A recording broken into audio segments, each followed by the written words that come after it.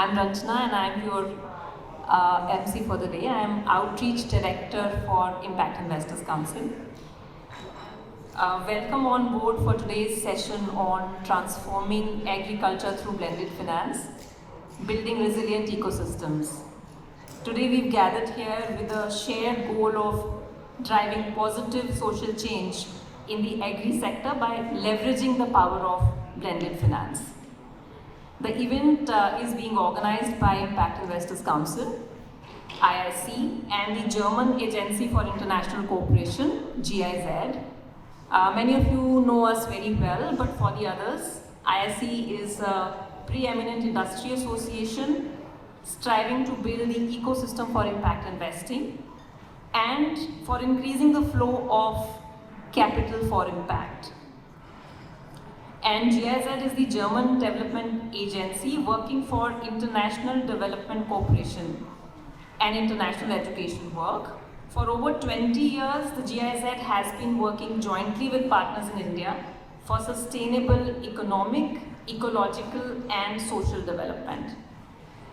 Coming to today's event, today's workshop is happening under the aegis of India Blended Finance Collaborative, IBFC as we know it. IBFC is an initiative of IIC, developed with the support from USAID to build the ecosystem for blended finance in India. The collaborative brings together a diverse range of stakeholders, as you can see in the room today, including leading philanthropies, CSR foundations, DFIs, impact investors, financial intermediaries, consultancies, and many more, to promote the use of blended finance as a powerful tool for creating social impact. Presently, under IBFC, we have an online knowledge repository hosted on a dedicated web portal providing access to anything related to blended finance in India. We also have a deal tracker where you will find all the blended finance transactions which have happened in India in the last decade or so.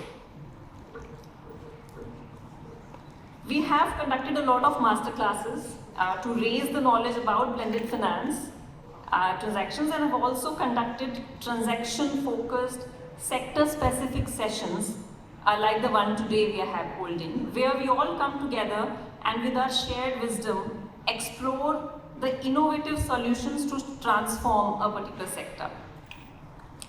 So that is, the main idea behind the event today. Can we put the agenda slide? So this is how the day is going to look today. Starting with the opening address from our co-chair, Mr. Royston Braganza, we have industry stalwart, Mr. Harsh Kumar Bhanwala, to give a keynote to kick the discussion off. We'll navigate the current challenges of the agri-finance in India, and we'll look at some of the transactions which have been done in the current landscape with the help of Caspian Debt and Rabo Foundation and GIZ. And of course, we want to capitalize on the collective wisdom of this group as to how we can scale such transactions in future. Post-lunch, we'll gather again for a focus group discussion around leveraging blended finance and building climate resilience for the agriculture value chain, and come up with specific suggestions for a climate resilient agri value chain. So without much ado, I'd now like to invite Mr. Royston Braganza, who's co-chairman of Impact Investors Council and CEO of Grameen, to share his thoughts. Join me in welcoming Royston Braganza. Give me a break. It's amazing to be here, to see everyone here. We are all one group, we are all thinking together. I cannot stand at the podium and talk about you when we have many people like Mr. Bhanwala. So I want to start this morning by saying thank you. Thank you to all of you for being here. Thank you, Bhanwala sir, for gracing us with this amazing presence that you have. You built a huge sector, you contribute towards the Indian economy in such a marvelous way. We are keen to hear you. As I was reflecting on our opening comments, I should give you and staring at the screen, the word agri sort of leapt out at me. And so I will use those four letters, AGRI, and maybe point us possibly in some direction where this conversation could go. The A stands for AI, not as Prime Minister Modi said a few hours ago at the US Congress, which he called AI, no more artificial intelligence for American-India partnership. And the AI that I want to talk about is probably the old-fashioned AI, which is artificial intelligence, which is big data, which is the power of technology. Hopefully, the ecosystem that we're looking at building, that's our theme for this morning and this afternoon, is going to be focused on that ecosystem that is building around technology. India clearly has a huge global advantage, competitive advantage in technology. Let's use that to our maximum. I see familiar faces around the room who build some really powerful agri-tech offerings, products, services. So how do we leverage that into creating this resilient ecosystem? The G is the goals that 193 countries have signed up on. I was blessed, fortunate, privileged, honored, whatever is the right word, to address the UN General Assembly 4 years ago on the financing of the SDGs. And that number at that time was $30 trillion. This is peak old. That number probably today is 40 trillion. The 2050 target, which is ambitious, which was ambitious at that time, probably is even more ambitious today. I think if you go around the room here, as well as in other circles globally, very few believe that 2030 is ever going to be the number or the year by which we will think those goals. Having said that, and that's what we were sharing a few minutes ago, Nala is also on the chair, is on the board of MFIN. I was the chair of SATAN and currently on the board. We built a platform of 60 million homes that access microfinance. How do we use that platform to be able to overlay that with whether it's food security, which is goal 2, or healthcare, which is goal 3, or education, which is goal 4, women's empowerment, which is goal 5, water and sanitation, which is goal 6, climate, which is goal 7, I'm showing off because I know this by heart, but how do we goal 8? How do we create structures that sit on what we already built? And that is one challenge that we have, that we always try, the ego comes in the way, I guess, of creating and recreating and reinventing the wheel. What I would like today is that the conversations focus on what we build and what we can share and how we can capitalize and how we can scale. Mr. Bhagwan has some big ideas, so I will not steal any of them. But the fact is that there is much good that's already happening. How do we help to scale those up? He was on the task force to build or suggested to the social stock exchange. These are powerful tools for us to be able to capitalize capital, to bring capital to finance the SDGs. So the work that we do, at least ones in this room, very clearly look at goal 2, look at goal 7, climate resilient agriculture. So these are things that are critical in the work we do, but it also solves for the greater poverty agenda. So goal 1, which is looking at creating a world without poverty, is Professor Yunus has titled his book. So the world of 3 zeros: zero poverty, zero hunger, zero unemployment, zero carbon emissions. And that's something that we all have a role to play. Which then comes to the R, which is resilient. How do we build resilient economies, resilient businesses, resilient agriculture? And it's not just climate resilient. I think that's why we sometimes sort of get into a little bit of over-obsession about climate resilience. This is basic survival resilience. That's what COVID showed us.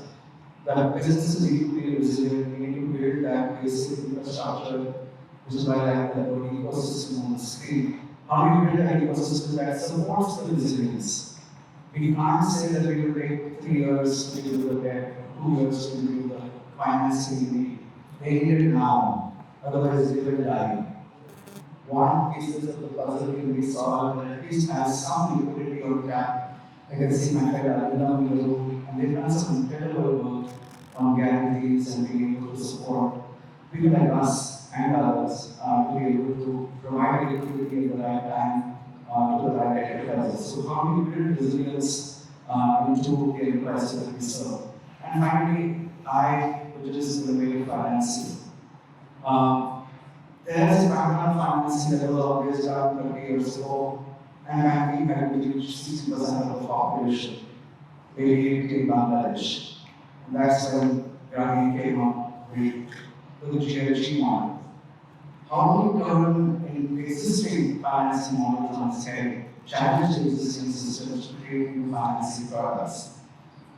So now I was part of the team that proposed blended finance, that proposed impact invested into the powers that we see that now being mentioned on the Union Budget platform. So that's a significant move forward. Blended finance is one such.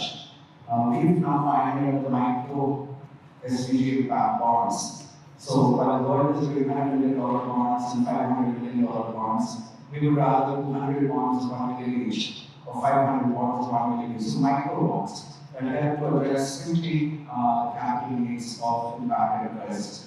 That's an entity that I've launched called Impact that is focused on that. So different types of products, different types of innovation, different types of creative innovative structures on the financing side. So with that, I want to hand back to Ranjana, the organizers.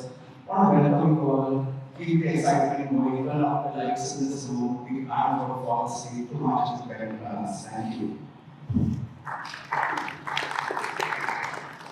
Context for the current session. And now, ladies and gentlemen, it is my honor to invite Mr. Harsh Kumar Bhanwala for a keynote address. Mr. Bhanwala served as the chairman of NABARD from 2013 to 2020, and during his tenure, he played a pivotal role in implementing several initiatives to enhance rural credit, promote sustainable agriculture, and foster rural development. His visionary leadership, deep understanding of financial systems, and commitment to inclusive development have earned him respect and admiration in the entire financial sector. He continues to contribute to the field through his expertise, mentorship, and advisory roles. Currently, he is serving as the Executive Chairman of Capital India Finance Limited. He is on the board of governors of IIM Rohtak, serves as an independent director on the board of Bayer Crop Science India, and as a public interest director on the board of MCS, and many other prestigious positions as director on other organizations as well. He's an IIM Ahmedabad postgraduate, has over 36 years of experience in development finance, organizational transformation, and solving rural problems, enhancing farmers' income and promoting sustainable agriculture. It's an extreme honor, sir, to have you here with us today. Please give me a big hand on inviting me.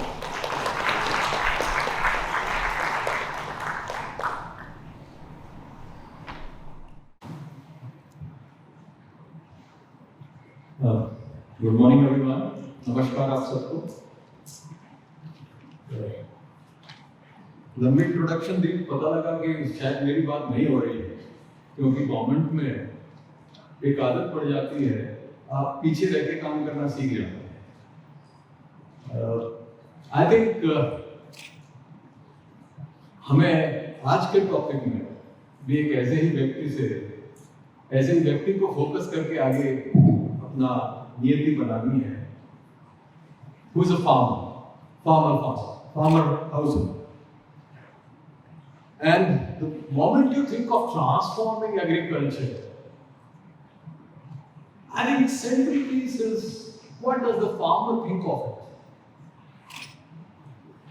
it? Blending finance, for me as a finance student, finance is the number 2 thing. First thing is you solve the problem.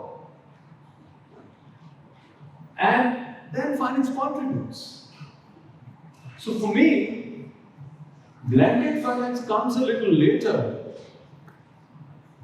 First thing is, do we require blended efforts to rejuvenate agriculture, to transform agriculture for today's need, for serving the farmers' requirements,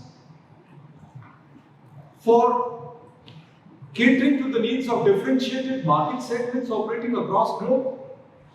Yes, certainly. So first thing is, we need blended efforts. What are these blended efforts?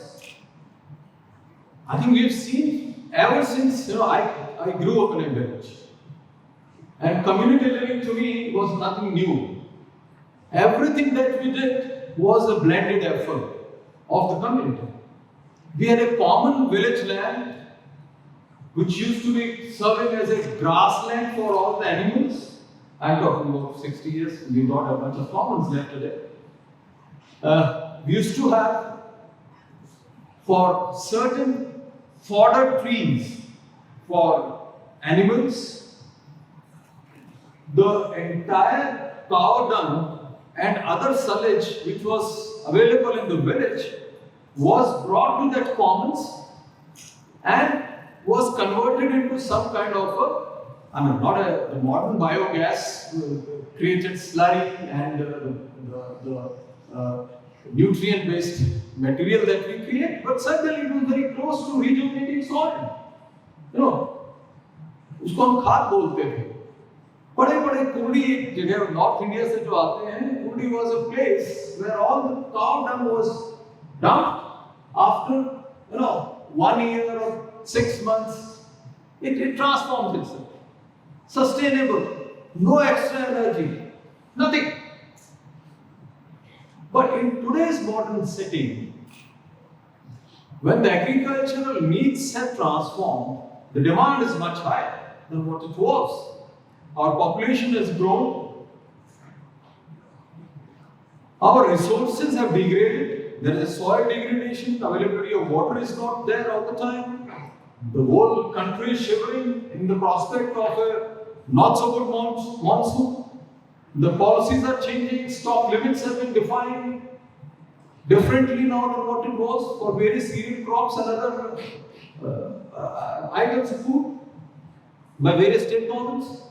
I think in this context, when natural resources are depleting, so what is it for which we require the blended efforts or blended efforts? For me, if you look traditionally, those who've been economic students would know that there are 4 factors of production. You remember that classical economics class we did? Land, labor, capital, enterprise. And in today's world, if you look at, you require 3 more things in addition to these 4.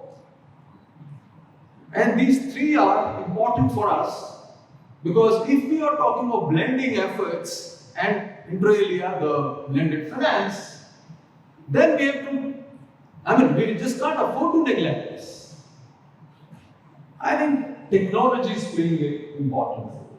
So the 5th element which gets into the 4 basic factors of production to me is technology, which creates efficiency, which creates outreach, which creates analytics, which creates decision making in a different setting.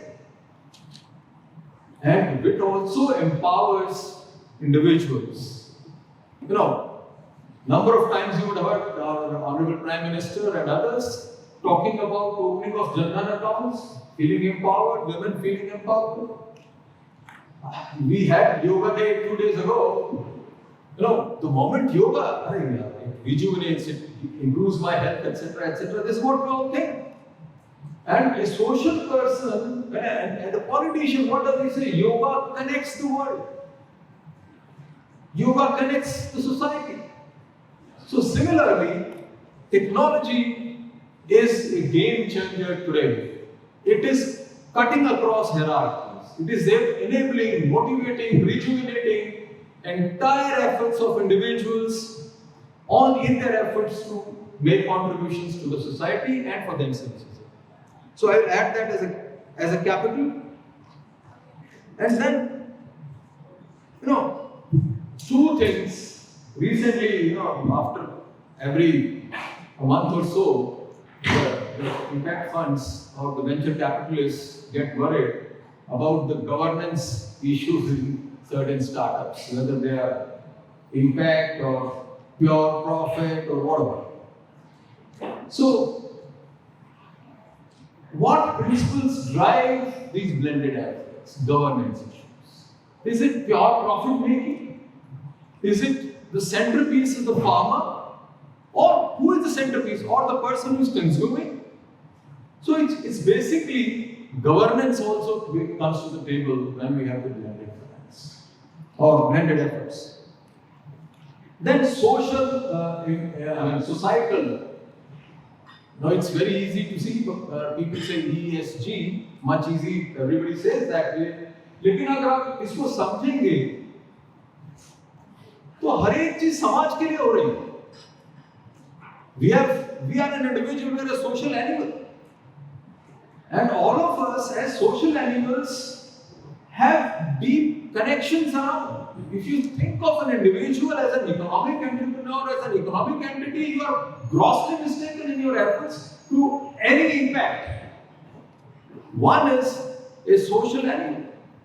And accordingly, the social things play a role. We have had Chippos in the past, the social environment movements. We have had other social movements prior to the independence also. You had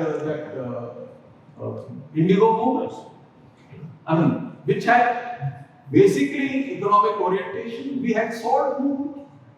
No, the people's participations based on the perceived benefits and actual benefits flowing transforms your efforts for impact creation. And as a result, efforts on societal interactions or social interactions are really very important.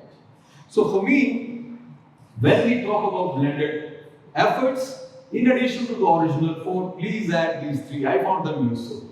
I'm not an academician. I will not prescribe anything. As a practical person, whenever you decide or design something, you're all working on various things within your organizations. Please don't ignore these things. That's one. Now, if we require blended efforts, so when these blended efforts get organized, then it becomes organizations. And no organizations succeed unless they have finances for their own running, as well as to be relevant to society and to those for which it has been created. So solving problems is at most there. If you don't create value to society, these organizations go. Nobody is there for eternity. We've seen things in the past. Modi Xerox is out. Xerox is out. Photographic institutions out. Airlines have gone. We have seen that. Once you stop serving the societal purpose, so the organizations involved in blended efforts, blended finance, if they stop focusing on societies and upliftment and impact on individual farmers, they will be losing purpose also. And I used to say, when we were in NABARD, I had one or two colleagues, Arindam, the next colleague, and we have Mr. Jindal who was, and one more person, gentleman, Bush from NAPCONS, he was CEO NAPCONS earlier. Here. I think we should identify problems first before talking about blended. That finance is well received if it solves the problem. So what are the problems in agriculture? Somebody would say it's very easy, value chain. You've seen COVID, immediately that's the first thing which comes to mind, value chain efficiency. But for me, the first thing is the natural resource degradation which is happening. I can tell you the soil conditions in various parts are really poor. So when we talk about impact, when we talk about blended finance, when will the people, when will the state governments, when will other foundations or other entities which are involved in raising or resources which can be used for blending purposes to capital or to debt, be interested in? You are the government of various state and national government system. when you solve those problems. So this entire blended finance becomes relevant in my eyes, in my perception, when you solve problems of society. If you're not solving problems of society, if you're just aiming at efficiency to be viable, break even, I've seen some of the startups coming in. I'm a senior advisor to Omnivore also. And I'm seeing some of them coming up and saying, focus on reducing outreach creation, reducing expenses. पहले value creation का valuation का जमाना था, तो growth अब दूसरी तरह का एनवायरनमेंट आ गया, तो reducing expenses, etc. But central piece is organization's sustainability. Nobody's interested in your sustainability, man. It is you who has to focus, and you will survive only if you solve problems and stay relevant to the society. Are you solving a problem? Is there an opportunity for you to solve a problem? No. I know a person whom I'm interacting. Tractor Junction is one farm where second-hand tractors are being sold. They are creating there is a need for certain things, and they are filling that. The two young girls through Animal, there was another startup which is again they are doing. This animal training happens, it's so obscure. One doesn't know. The producer and who owns the animal doesn't know what is happening to my animal, who is buying it, who is selling it, they are training. So in today's world, technology can be used for solving various problems. So please underline this.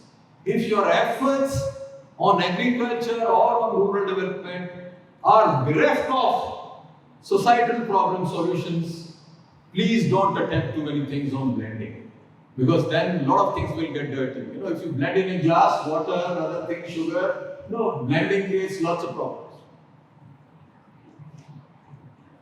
Second thing is natural resource rejuvenation, I said, for agriculture, water conservation efforts, saving water efficiency. We have just around 55% of the irrigated area. I'm not putting very recent figures. Earlier it would be somewhere 43, 45. But recently, DPIO, around 3 weeks back, there was an article by Professor Ramesh, this is around 55%. So with that, if it is 55%, and most of your rainfall comes in just 3 months, then you require huge efforts at not only conserving water, but in terms of efficient use of water, both ways. Be it through adopting different crops, be it through adopting technologies, or be it through people's movement to conserve water bodies. All three are coming to the focus area is water, which is again a natural resource. Third thing is, once these are getting a little difficult to manage, they are lesser in number, lesser in quantity, quality is in question, what do we do? Not only rejuvenate, use them one by one, but this one by one means judiciously. And that defines precision agriculture. Can I use more effectively whatever I have with me to get maximum mileage? My fertilizers, my water, my whatever you feel, oxygen that I have, other nutrients, micronutrients, agrochemicals, wherever it is possible, in a good manner. So I think micro irrigation ke alawa, precision agriculture, where micro irrigation is the individual part within that, will get importance. And why? Why this will get importance? By 2047, जो अमृत काल define किया गया है हमारे देश में, हमारे नेताओं ने, और हमने सब उसको माना है, अमृत काल अगर डेवलप नेशन बनना है, और जब तक हम डेवलप नेशन बनेंगे तब तक 50% रूरल लैंड तो खत्म हो जाएगा भाई। तो ऐसी परिस्थिति में एक नई ऑर्गेनाइजेशन उभर के आएगी उन गांव से जो पेरी अर्बन बोल सकते हो, रर्बन बोल सकते हो, कुछ भी, तो all these areas will require different kind of present day, different kind of facilities and infrastructure and services in villages of today, which will become near urban centers of tomorrow. It will be very difficult to create metros and the infrastructure which you require to man a large city. So people will commute from those centers to work. Even now it is happening. And they will have better purchasing power because they will be employed, they will have gainful opportunities. Why everybody moves to Delhi, Mumbai, and Bangalore? Primarily because there are opportunities. So these opportunities will get created, and these opportunities will come in the form of health, education, and newer agriculture around these cities, or so-called cities, which may not be really the cities, which are transformed villages resembling cities. I think this is going to be a key area. So I think there will be a lot of opportunities for blending of finance because there will be a lot of impact opportunities in these areas. Then you have seen COVID. So we have value chain efficiency will be center stage. We will have nutritional aspects of agriculture which will get into the center stage because as of now nobody is hungry within our country. There may be instances where people are going hungry, but by and large food is available. That's the perception, and that is not only the perception, that's a fact. If it is somebody is hungry, then it's a case of distribution, not of hunger. In such a scenario, I think I still see a lot of rural women and girls iron deficient. Health-related issues, protein stunting is there, growth is there, issues in the children. You will find those kinds of stories in every newspaper. I don't want to give statistics to prove myself. And if you look at why agriculture or the development in southern India is more, I was trying to introspect. Southern states have done better in some of the parameters. Why? Financial inclusion. Focus on education, girls' education, girl health, ladies' health, rural infra. They have taken more initiatives on some of these things. I think for blending, these are the newer areas which will come in other parts of the country.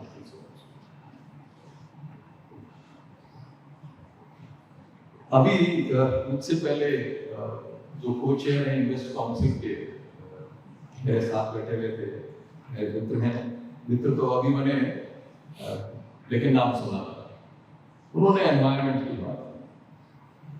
भाई मैं अपने गांव में गया तो मैंने कहा भाई मौसम बदल रहा है, क्लाइमेट नहीं समझते गांव के अंदर, मैं हिंदी स्पीकिंग स्टेट से हूँ। उन्होंने कहा, मैंने कहा क्लाइमेट क्या होता है साहब?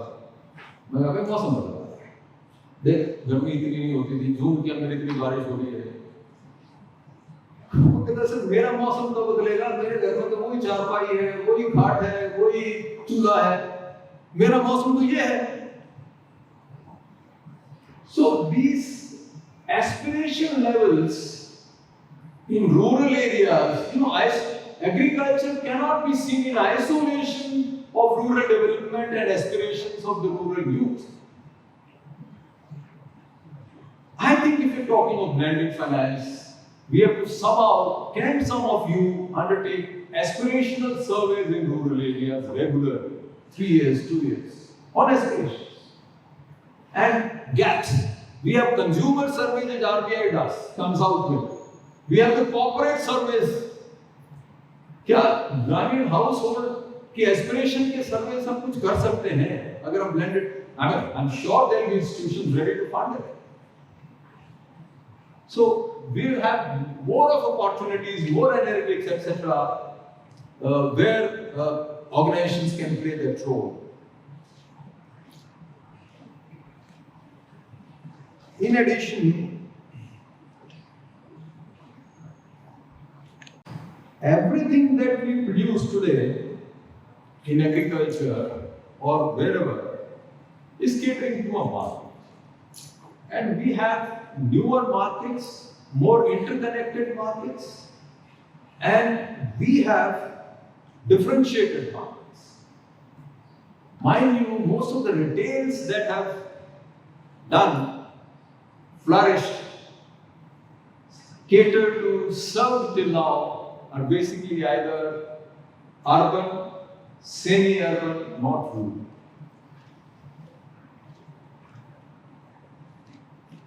There is huge opportunity for extension of these services locally. Produce local, consume local. I think those kinds of things would also be requiring. So market segment. When you produce locally for something, what consumption, what kind of things get consumed? सत्तू जितनी बिहार में खाया जाता है उतना कहीं बाहर नहीं खाया जाता। अगर आप साउथ में जाके सत्तू बेचने लगोगे तो इशू हो जाएगा। I was involved, ragi is a great crop in Karnataka and southern states. When I was chairman, one of the district cooperative banks, he was a politician also, he hosted me for lunch in his house in the Mysore region. And he said, sir, this is delicacy for us. He gave me ragi ball to eat. It was raw ragi in flour with the butter around it to gulp it. He did it 2-3 times. I thought I can also do it. I found it extremely difficult. Then it became sticky. It was in my teeth or whatever. So local production for local consumption and developing value chains accordingly is going to be very critical for us, because our food habits, and that's what calls for differentiated markets. We haven't seen them yet. Most of the food chains are catering to urban areas. And basically, similar kinds of foods which are probably, we'll have to redefine our products which will be there in retail for rural consumptions as well. Now, I've defined what opportunities will be there, why we need to do blended efforts. I'll come to that now. Blended efforts are required, or blended finance for that matter, because individual efforts fall short of requirement. That is basic. अगर finance blended की बात हो रही है, तो somebody is not able to cater full part of it. That's why he is asking for others to come in and give blended, please. So that is the basic requirement. Why blending? Inadequacy. The requirement is much larger than what exists for offering today. Size CSR का अलग आ रहा है, government की spending का अलग आता है, मैं उसमें नहीं जाता हूँ। मैं कंसेप्चुअल लेवल पे आपसे ये चर्चा करना चाहूँगा। फिगर्स है वो नेट पे सारों को मिल जाएंगे। इसके अलावा इनएडिक्वेसी है फाइनेंस की एग्रीकल्चर में। जब मैं नाबार्ड का चेयरमैन था तो हम लगातार फीडबैक देते थे। इतने अभी शायद 18 लाख करोड़ हो गया है, some of you would say, every year from banks which flows to agriculture in terms of in the form of production and term loan which is given. I find a lot of people even now saying कि मुझे नहीं पता। आप में से काफी लोग जो NBFC या रूरल एरियाज में या इस तरह की संस्थाओं में एनजीओ में काम करते हैं, सबकी क्रेडिट भी बहुत जबरदस्त है। मैं बेंगलोर में कॉन्फ्रेंस में गया, आधे लोग कहते साहब बहुत जरूरत है। अरे मैंने कहा 2 चीजें देख लो भाई, कि उसकी प्रेजेंट स्टेट ऑफ इंडेटेडनेस क्या है, उसका इनकम जनरेशन कितना है, and does he have the capacity to repay. So this capacity to repay the moment you say is limited because of the income generations and small holdings that exist in farming today.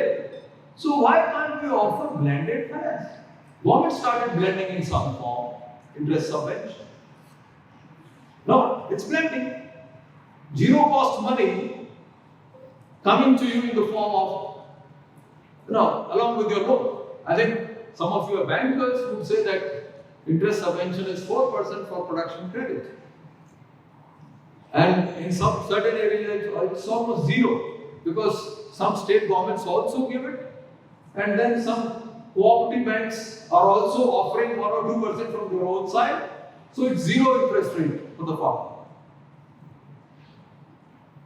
So this kitty, which is available from governments for agriculture, state government, central government, PM Kisan है, फसल जीवन, अगर आप सब मिला लोगे तो बहुत बड़ा कॉर्पस हो जाता है. लेकिन जितने किसान हैं, 14 crore house hold, 14 divided by 5, nearly 70 to 80 crore people. And everyone's basic requirement, if you note down and multiply, will be a huge number, and you will see these numbers to be falling much short of that. So this kitty needs to be enlarged by private participation, by CSR foundation participations, multilateral entries, corporates, individuals, as also the form of funding, because the person who is being catered to has limited repaying capacity, even if he has intention to pay. And sometimes we spoil these intentions also by ensuring loan waivers repeatedly. I'm out of NABARD, I can say it more openly. Even when I was a chairman for nearly 7 years, 13 to 20, I wrote twice against loan waivers. Now, what kinds of blending can happen? That's the next question.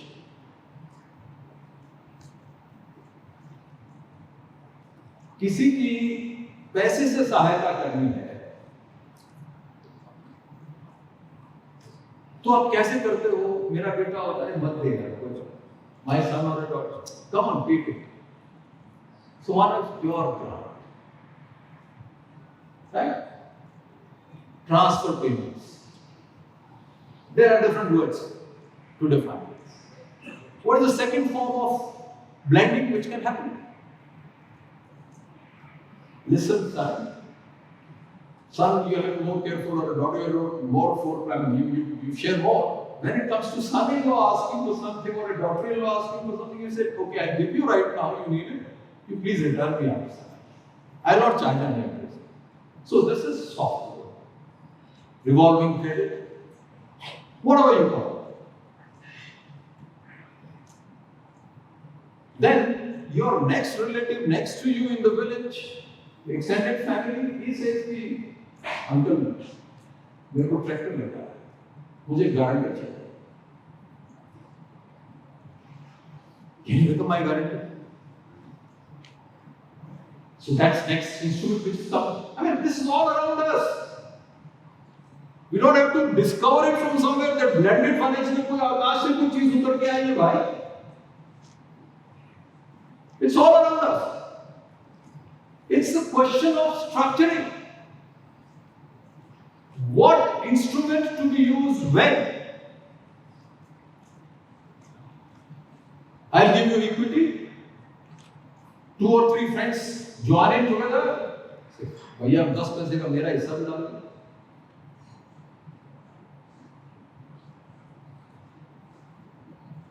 You heard all that? It's so simple. Blended finance is not difficult at all.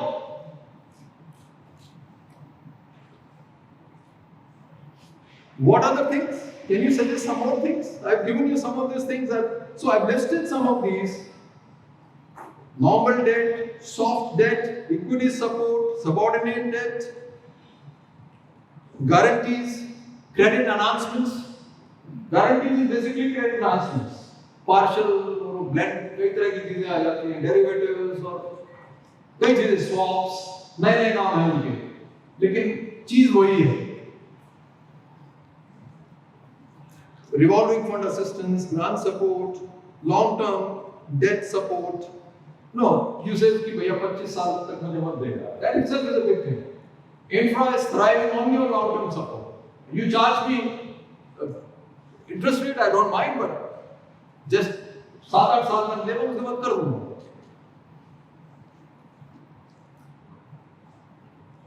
And today, technology is offering newer instruments within these, with a combination of broad things. And you can anticipate, when you talk about blended finance, finance is basically risk and returns. मैं कुछ गलत तो नहीं बोल रहा हूँ भाई? Risk and returns. So how do you measure returns in agriculture? Because ultimately finance backs up for production. Finance itself is not, anywhere, finance is a supporting jargon. It's not the main stuff. So we need to talk about outcomes in agriculture. Very, very important for blended finance. What will be the outcomes from whatever effort I'm doing? Will it be production? Will it be productivity? Will it be quality service offering? Will it be timely delivery, adequate delivery, quality assurance, less consumption of resources? So we need to create broad indicators for blended finance to work effectively. Because if you measure outcomes and there against you say that yes, this is the outcome, and pure commercial finance will not be able to serve this, let's blend. So I think those outcomes need more definition, and this blending can be by various, by individuals, by corporates, by foundations, by the government, public, private, private, based on various combinations can exist.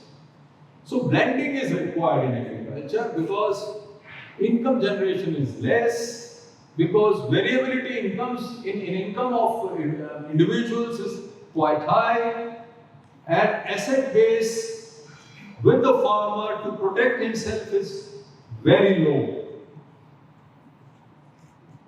क्या होता है भाई कि मैं नौकरी चली गई, कोई बात नहीं, मेरे पास कॉर्पस पड़ा है, मैं 2-3 महीने, my son recently resigned from KPMG, he got an admission somewhere else. मैंने कहा what's your goal now?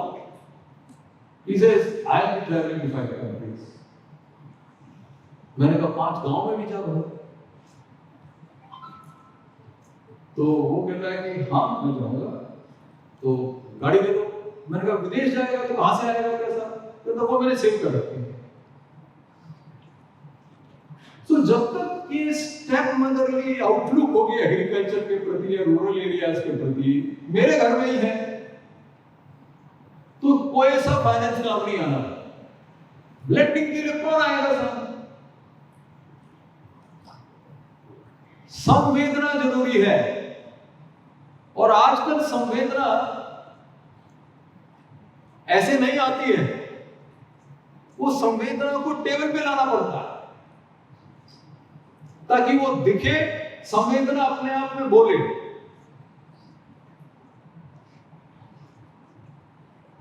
And that's why you need more entities in blended finance who diagnose problems, give information, monitor them, track them, and bring it on the table for people who are in a capacity to offer blended finance. The instruments and areas of blended finance, broadly I would say.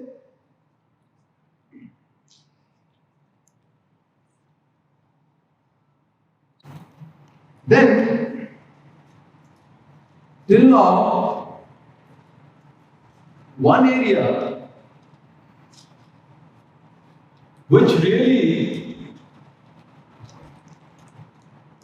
has a multiplier effect in agriculture. In fact, let me say 2 areas. One is infrastructure creation I've seen roads, the moment you create the irrigation canal, the moment you create, everything else happens. एक सड़क निकलते ही hospital भी आ जाएगा, doctor भी visit करेगा, ANM भी जब time मिल जाएगी, टीचर भी पढ़ाने लगेगा, वहाँ ढाबे खुल जाएंगे, some shops will come, maybe when the wine shop comes, because whatever we do. So agriculture, infrastructure requires blended finance. What government is doing for 1 lakh crores in the form of just interest subvention, I mean, there is no fund as such. Fund comes from institutions. Government is giving 2.5% or I think 1.5, I'm not sure. 2% was the interest subvention for the project development there. So, this agri infrastructure is very, very critical for infrastructure. And for that purpose, blended finance is important. This 1 lakh crore को पहुंचने के लिए हमें कई तरह की और चीजें चाहिए जो अभी विकसित नहीं है या अवेलेबल है. In addition to infra,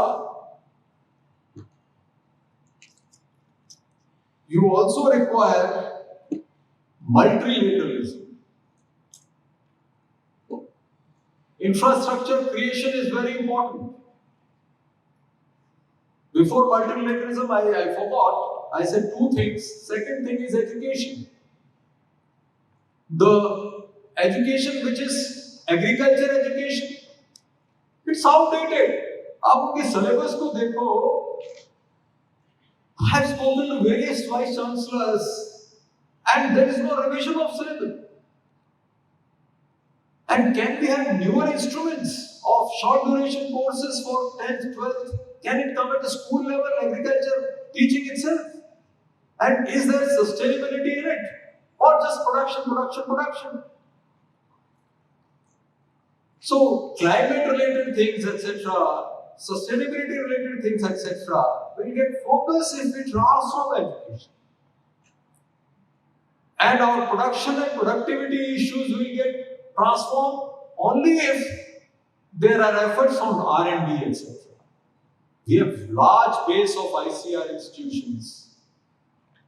They are doing well, they have developed certain things timely, but I'm sure no one will disagree. I'm closing very quickly.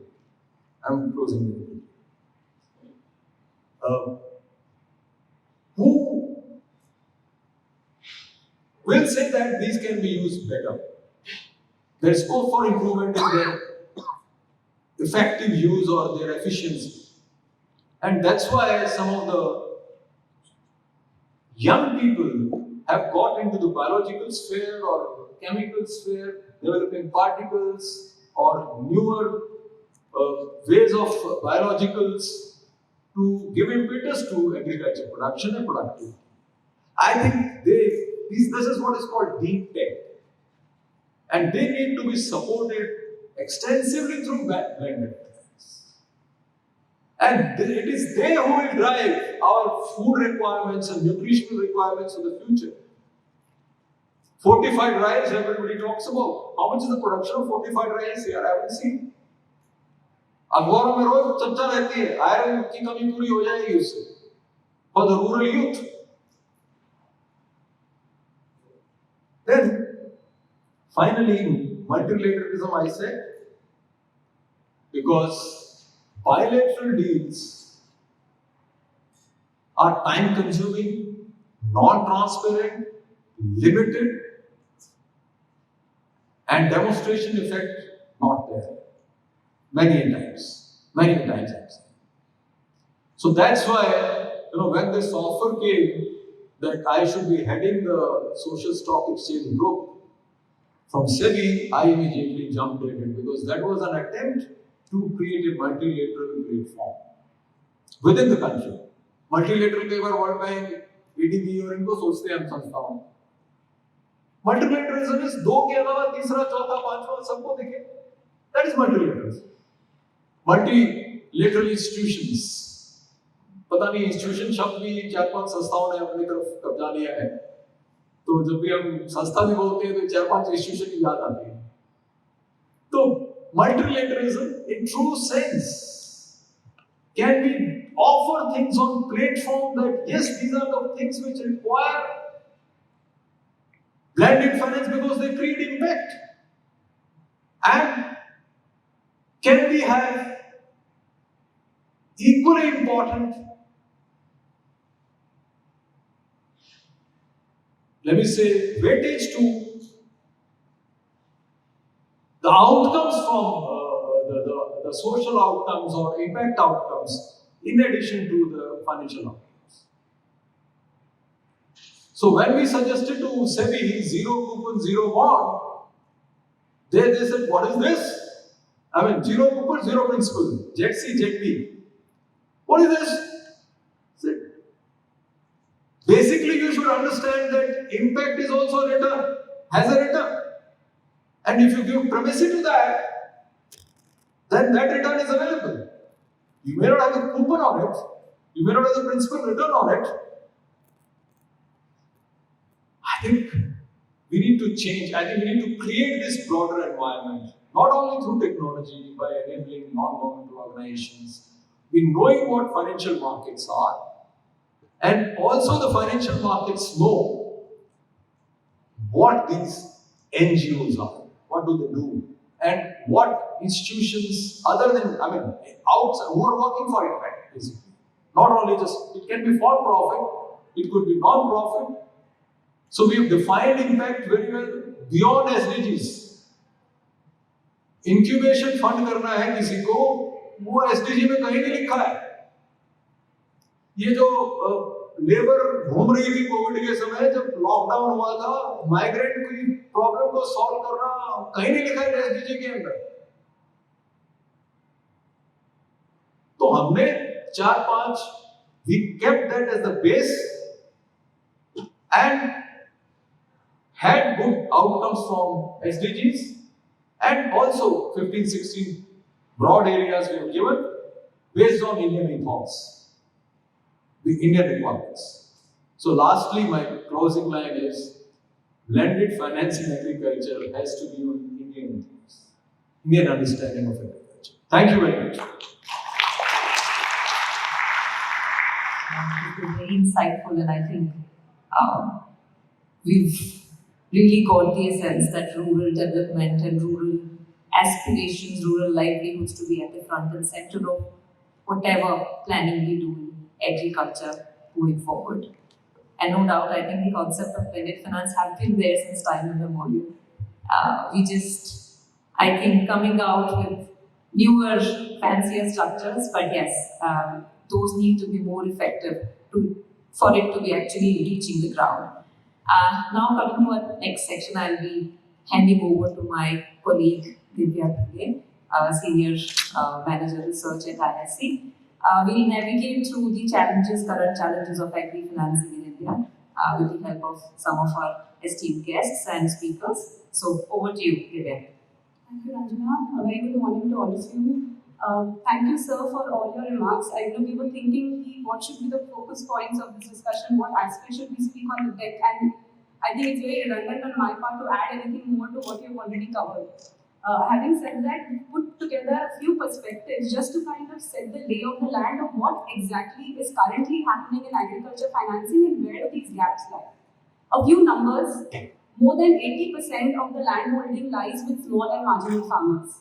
So like Sir said, like Royston said, there itself is the challenge waiting to be addressed. And while there will be solutions and they would require to be kind of customized to this demographic, we are seeing that because of this nature, the access of the largest segment of landholders is still extremely muted. One, in terms of size; second, in terms of the gender skewness. While we see access to, though it's limited still, the ones that women farmers have, women FPOs have, is far more muted. Coming to the complexity of the value chain, so many stakeholders, so many different kinds of requirements. At every stage, the bargaining power is like a tussle between two entities, the farmer being at the weakest link, of course.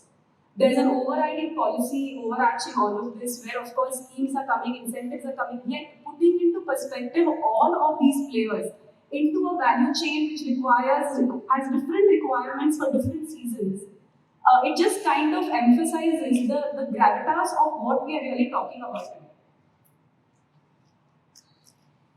The way the value chain is structured and what we've been understanding is we could broadly look at requirements of the financing in terms of pre-harvest, harvest, and post-harvest stages. And while a lot of effort has been taken, crop loans have come up, tractor loans have come up, we're seeing new and innovative schemes coming up from NABARD, from the ministry. A lot of work, like Royston said, has been happening. A lot of good work has been happening. The ministry has been coming up with funds specifically for AgTechs.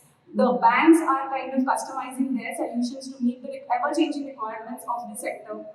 So much is there. I really don't want to emphasize more on this. We all already know what's happening here. Yet what remains are challenges. Challenges which are endemic to the way the system is structured, to the nature of entities involved. And challenges from both sides. One from the financer's lens and one from the consumers, which in this case is the farmer. When we look at financing, we understand that though this segment, the need for finance is very high, it comes with certain peculiar challenges. It's quite disorganized. There are so many intermediaries involved. The visibility that a traditional financing underwriting system needs in terms of data is extremely limited. There is seasonality in the financing requirements. There are challenges with understanding how to monitor loan performances. And because 80% of the requirement lies with smallholders, just gaining an access and having an on-ground connect with them, again, is a challenge for an institutionalized level. On the other hand, we see farmers, very limited understanding of finances, and though it's improving, yet we see a large segment having a very limited understanding of financial solutions. Limited access to organized credit, a history of being dependent on unorganized credit providers.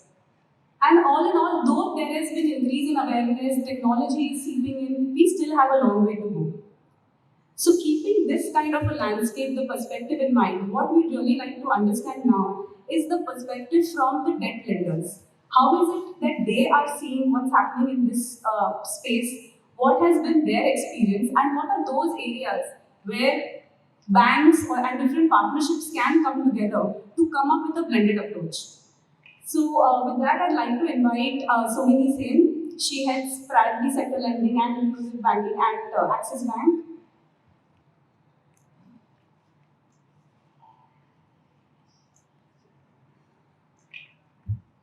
Sohini's moved up. Okay, I think Sohini's just stepped out for a call. What we do is, in the meanwhile, probably just move to the other lens. There were two aspects which we wanted to capture before we moved into the blended finance case studies. The other one was that of the equity providers. So unfortunately, Omnivore couldn't be present today. We were to have Jinesh and Shubhadeep speak from that angle. But what I'll try and attempt to do is just give a little bit of a flavor of why, apart from traditional debt financing and the innovative approaches coming up, where is it that equity can play a really, really large role? So one aspect that we see is the upcoming technologies, like Sir pointed out. There are so many AgTechs coming up, each addressing different requirements of the entire value chain, right from precision agriculture to weather monitoring, solutions for storage. There is technology coming in across the value chain. And apart from just providing a technological support, what these AgTechs really hold the potential to do is create a lot of visibility of what is really happening on ground or with the farmers to other kinds of financing. So, understanding the perspective of AgTechs, how could this space be scaled up? What are the challenges over here is something which we'd like to address when we come to the equity space. And I see that Sohini is back. So, Sohini, I just hand over to you. Hi everybody, good morning. I'm Sohini Sen and I look after priority sector lending and financial inclusion for Axis Bank. So I'm very glad to be part of this session and regret I came in late for my. What we at Axis believe is that obviously agri is the next frontier where we are seeing exceptionally accelerated growth. So much so that we actually have this initiative called Bharat Bank, which we set up as a bank within Axis Bank. And we treat this as a initiative which we believe should grow to become the fifth largest bank in the country. So Bharat Bank, which looks at Bharat in place of India, is going to be the next frontier of growth. Hence, we are putting an enormous amount of infrastructure, people, training, partnerships behind this approach because we believe Bharat is what is going to be the growth which we would want to sustainably work for and build. So, with that perspective, I just wanted to give a bit of a flavor on what we are doing today and where we think the opportunities are and where banks also are maybe need to accelerate their interventions in this space. So, that's what I would try to cover from the debt perspective. Uh, correct. Yeah. So, what I was trying to say is that when we look at Bharat Bank in Axis, we have about 4,950 branches. Half of those are what we've designated as branches for Bharat, which means that these are the branches where we would work for having initiatives in the space that is the agri, rural, and semi-urban populace. So, when we look at this, it's not just branches. The main initiative here is partnerships because we believe that as a bank, it is difficult for us to just do this on our own because with 5,000 branches serving 6.4 lakh villages in the country is difficult, right? So, how do we have a sustainable approach to it? Is not to just put in our own infrastructure, but to ensure partnerships are happening. So what our approach is first is have a BC network which works with the agri space, which works in the villages, which is helping us expand our reach in it, which could be business correspondents or facilitators, and that is one piece. The second piece is all the partnerships which we are getting into in the agri space, which helps us grow with the fintechs, with the NBFCs, and going deep into geographies which today we have not been able to cater to, for instance, small and marginal farmers. That is the core of the farming community in India, right? Of 150 million odd farmers that we have today, 85% are small and marginal. However, the financing which they would have received, only about 45% to 50% have formal methods of finance which have been availed. Hence, the opportunity here is something which we have to think through very, very carefully, and that is where I think all these partnerships, the blended finance initiatives really come into play. Because one is that this is a sector where data asymmetry is fairly high. We don't have a lot of prior experience, track records, etc., which makes it difficult for financial institutions to go and lend to them through the traditional means which we adopt.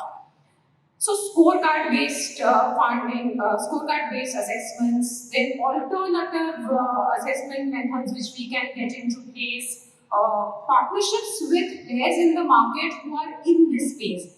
For instance, we have partnerships with Bayer, Rabo and MasterCard initiative is one which is very, very commonly known to be one of the key ones which would be working with the next 10 million farmers and trying to digitize them, get the data around them for a variety of interventions.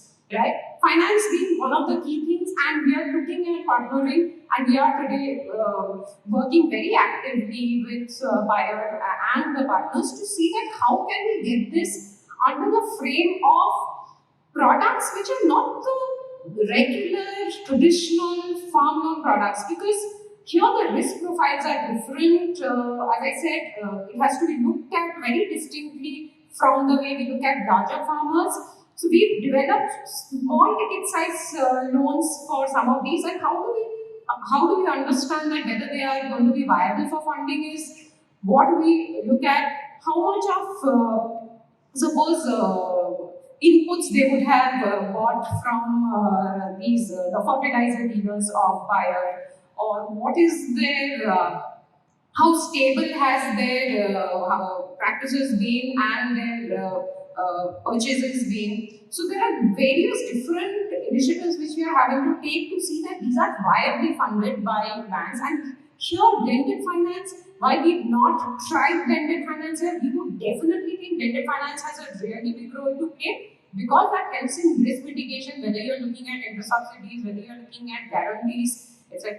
So I think that the scope for the agri sector to really pick up blended finance is enormous, and climate change makes it an even more, it's a complex thing, but the risk also brings a lot of opportunity for making this entire system a lot more efficient. Because what happens is, the small farmer, for instance, is far more susceptible to the vagaries of nature rather than the larger farmers or corporatized farming, which can take care of some of these waves which happen from time to time, and it's becoming more and more evident now. So whether it is rainfall, temperature, rising sea levels, the point is the smallholder is the one who is the most impacted. Hence, our solutions have to work for ensuring that they are taken care of. And I'm not just talking about field crops and all, I'm also talking about the dairy sector, because funding to the dairy sector in India has not taken off to the extent it should have, while the milk revolution has been enormously successful.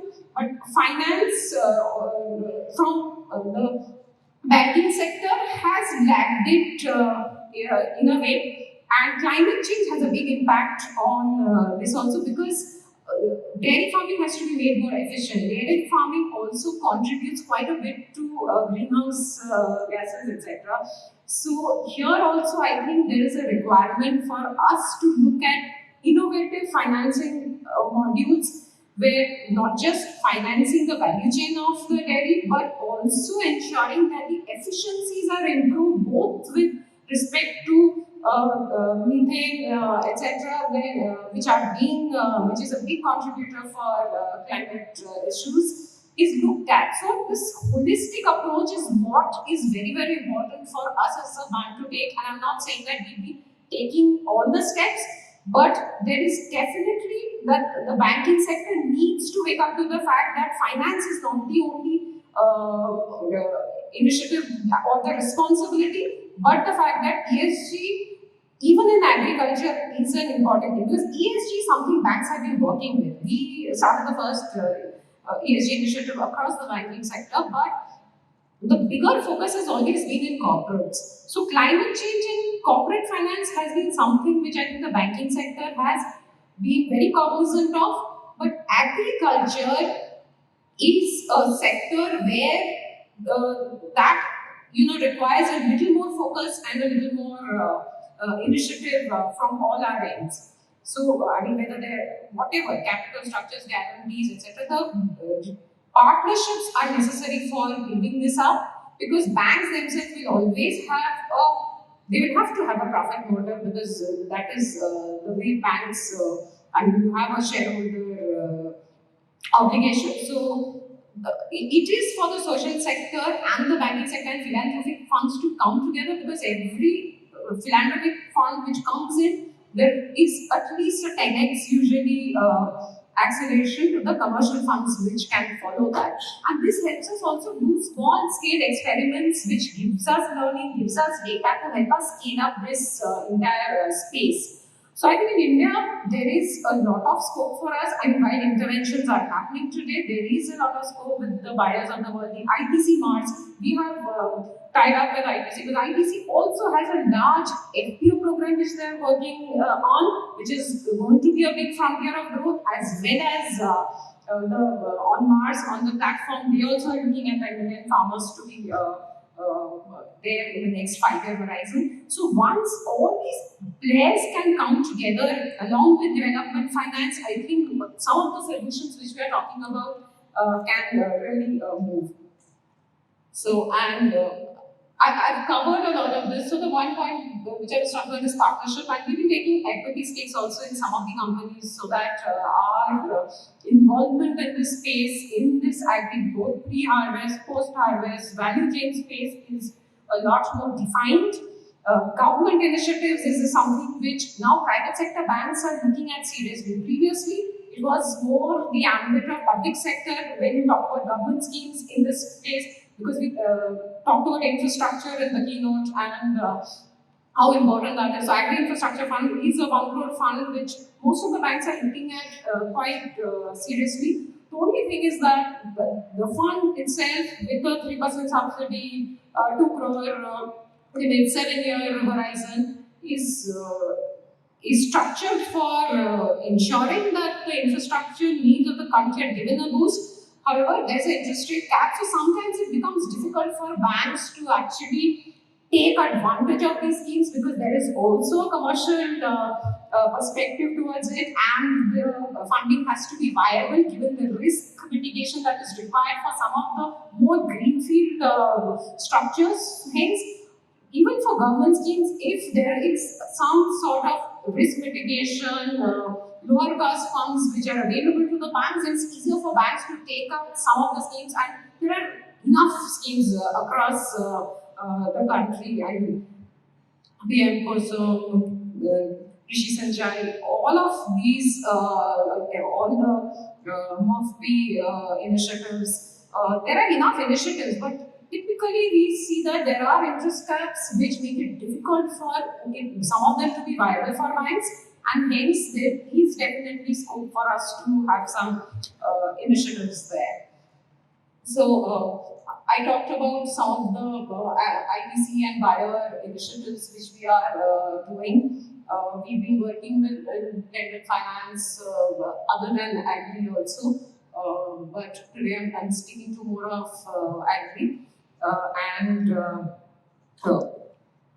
Other than that, the main thing is that what we see is that to address agriculture in a holistic way in this nation where it is extremely diverse and farm holdings are so scattered and small.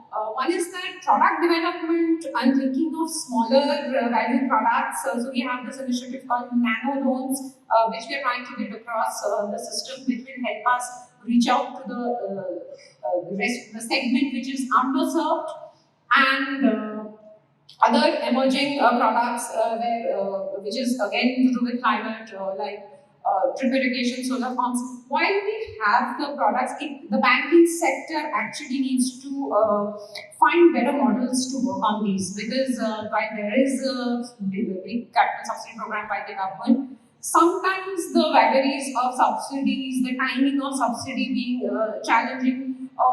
I think there's a model relook which is required so that the banking sector can participate much more aggressively in this, because it is the need of we already need to do about 2 million off-grid and I think 0.75 million on-grid solar pumps, for instance. And micro irrigation obviously helps us in a country where about 51% is irrigated. Micro irrigation helps us save almost 30 to 45% of water. So these are important, and there are schemes, but somewhere the both the process as well as the model needs to be rethought by the private and the public sector to make it a little more effective.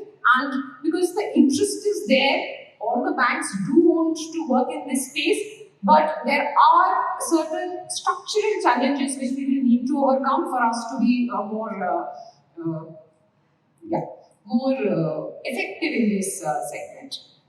So that's actually most of what I had to say. So the point remains that between the government, the banking sector, and the partners who are more nimble, agile, coming up with new technology, coming up with new scoring models, enablers, technical assistance which can be given to the sector. If you all work together, this is a problem which can be solved, and everybody has the commitment to the sector. It's a question of finding the right models to work this out and ensure that the growth can be accelerated. So that's what I had to say, and I'll be happy to chat with many of you in this room, because it looks like a very eclectic gathering. Thank you so much. Discussion to follow after this. So while we do have an open discussion scheduled for after the case studies that are going to take place in after, we thought we could also just use this time for an engaging question answer session, just sharing of thoughts. We could just take probably 2-3 questions because there are a lot of case study discussions to follow. So to what Sohini mentioned about partnerships and to what Sir mentioned earlier about blended approaches along with finance, I just wanted to kind of take the opinion of more players from the same segment. If you look at banks, Matilda, you are a magnificent CSR representative here, and to kind of give us a perspective of partnership from both sides. There is the commercial end and there is the CSR perspective as well. So any thoughts from your side on how these kind of partnerships could be built and what are those areas where We are now focused on holistic development. So we are invested in 5 aspiration districts aligned with the EIS program, and we are working on multi-level interventions on water and soil, which is multiplied with that, and that's where all this aspect when it comes to market linkages, working on resilient farming practices, collectives, FPOs, and also working on watershed management, and also looking at water in terms of governance. So this is primarily our focus area.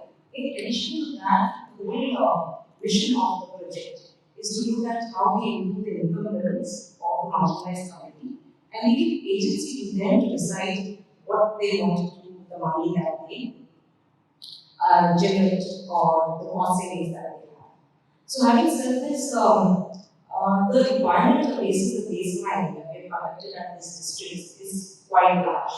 For example, in the district of Osmanabad in Maharashtra, the ask is close to 1,000 crores.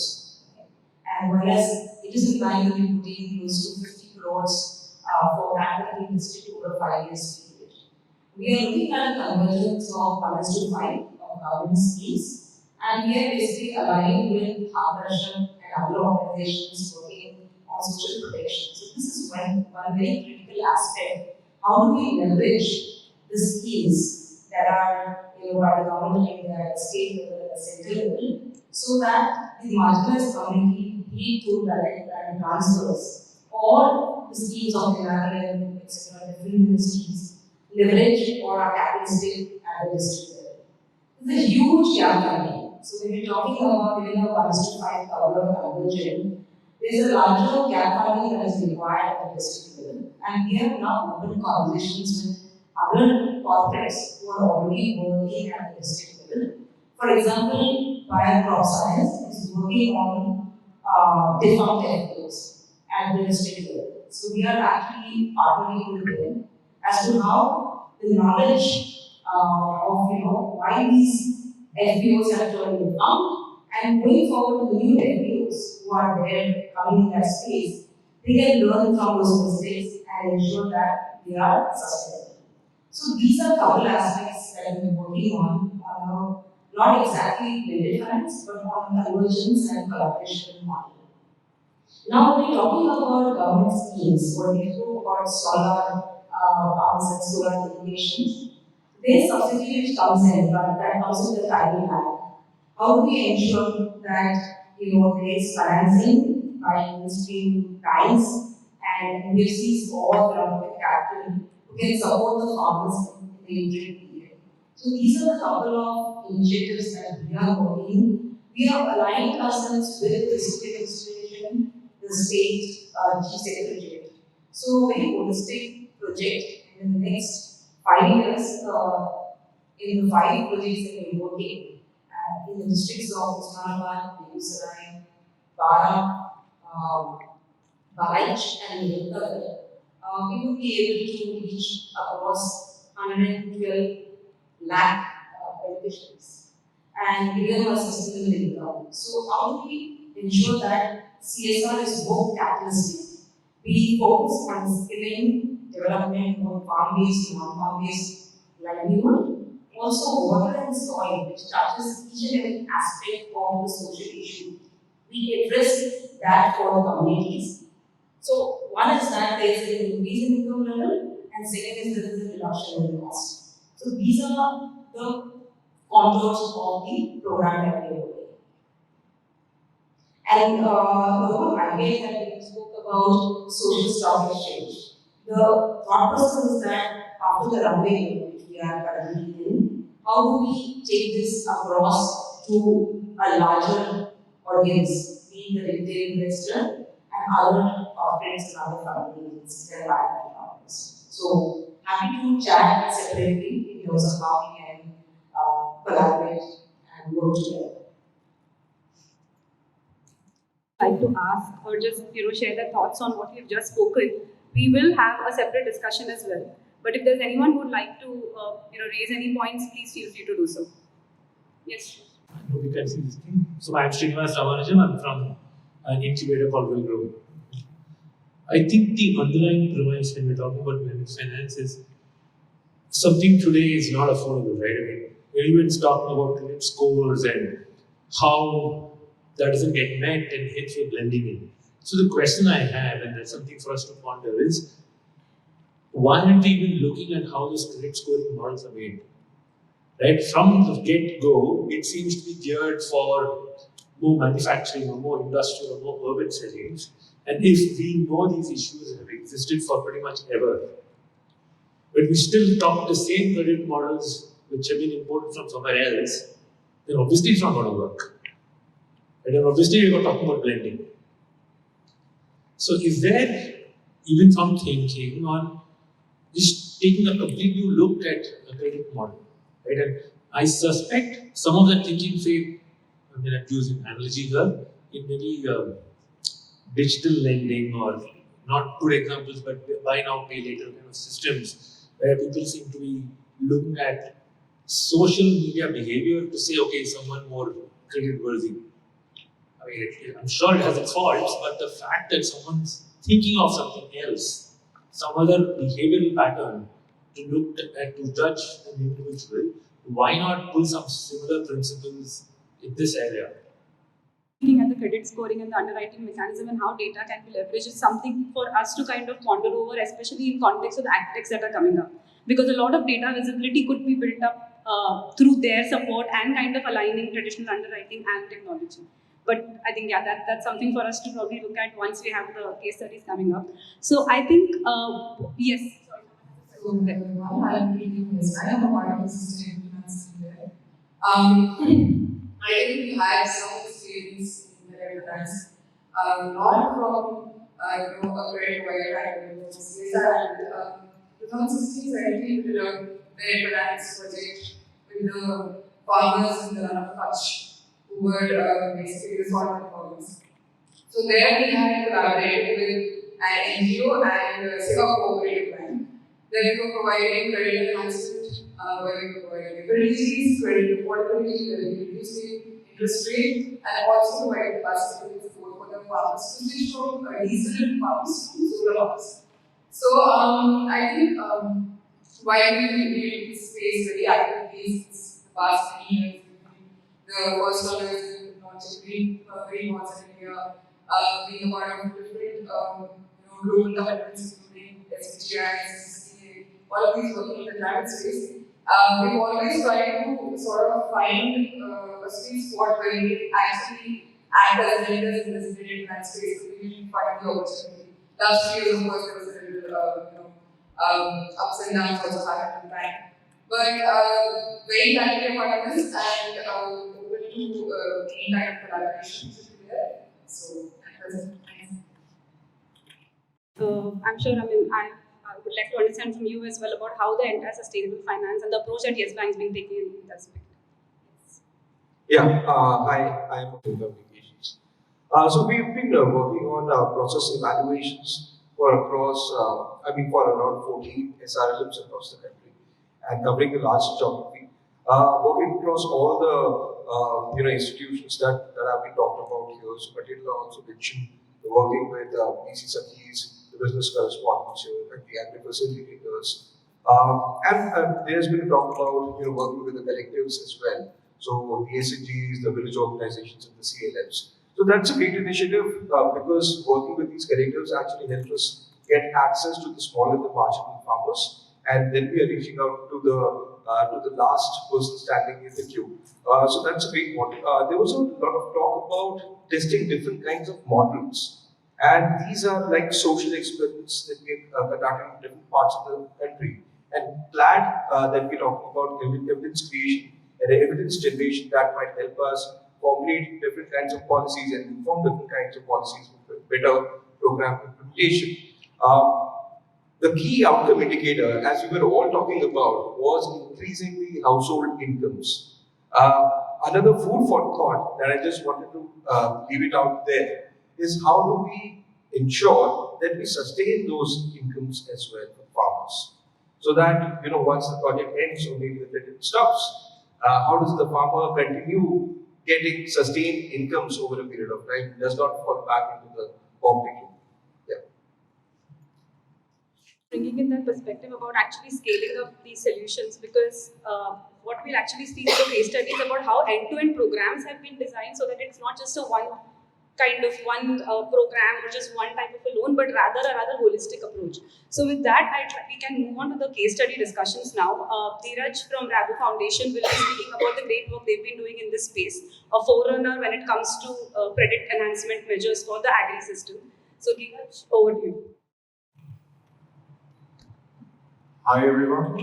So the first example of case study, the first example of blended finance that I'm going to present is about the COVID response program for agri transition.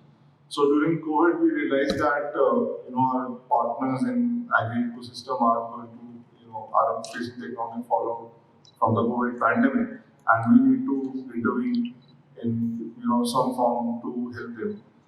We realized that though we realized we could run a financing program on our own, but we realized we would be able to make more of an impact if we go through partnerships. We, within our network, we reached out to IKEA Foundation and Shell Foundation and USAID, USDFC to launch this COVID program for agri transition. This is a $55 million loan portfolio program with a tenure of 8 years. Under this structure, Rabo, IKEA and Shell Foundation came together and provided a one-time grant to USDFC, which enabled them to provide a 50% pari passu guarantee to 3 impact-focused NBFCs. These NBFCs, in turn, were mandated to provide loans to 4 asset classes. The first of them being farmer producer organizations, with a gender angle that 50% of farmer members across FPO should be women. The second asset class is agtech startups, which provide technology solutions to smallholder farmers, in input side, output side, market linkage, information, crop monitoring, crop advisory. The third being food loss solution providers, which includes warehousing, logistics, and the last one being clean energy solutions in agri, which could include solar powered cold storage, dryers, irrigation pumps. Along with the financing program, there is a technical assistance being managed by the 3 foundations, which would provide funds for capacity building initiatives at the FI level and at the borrower level as well.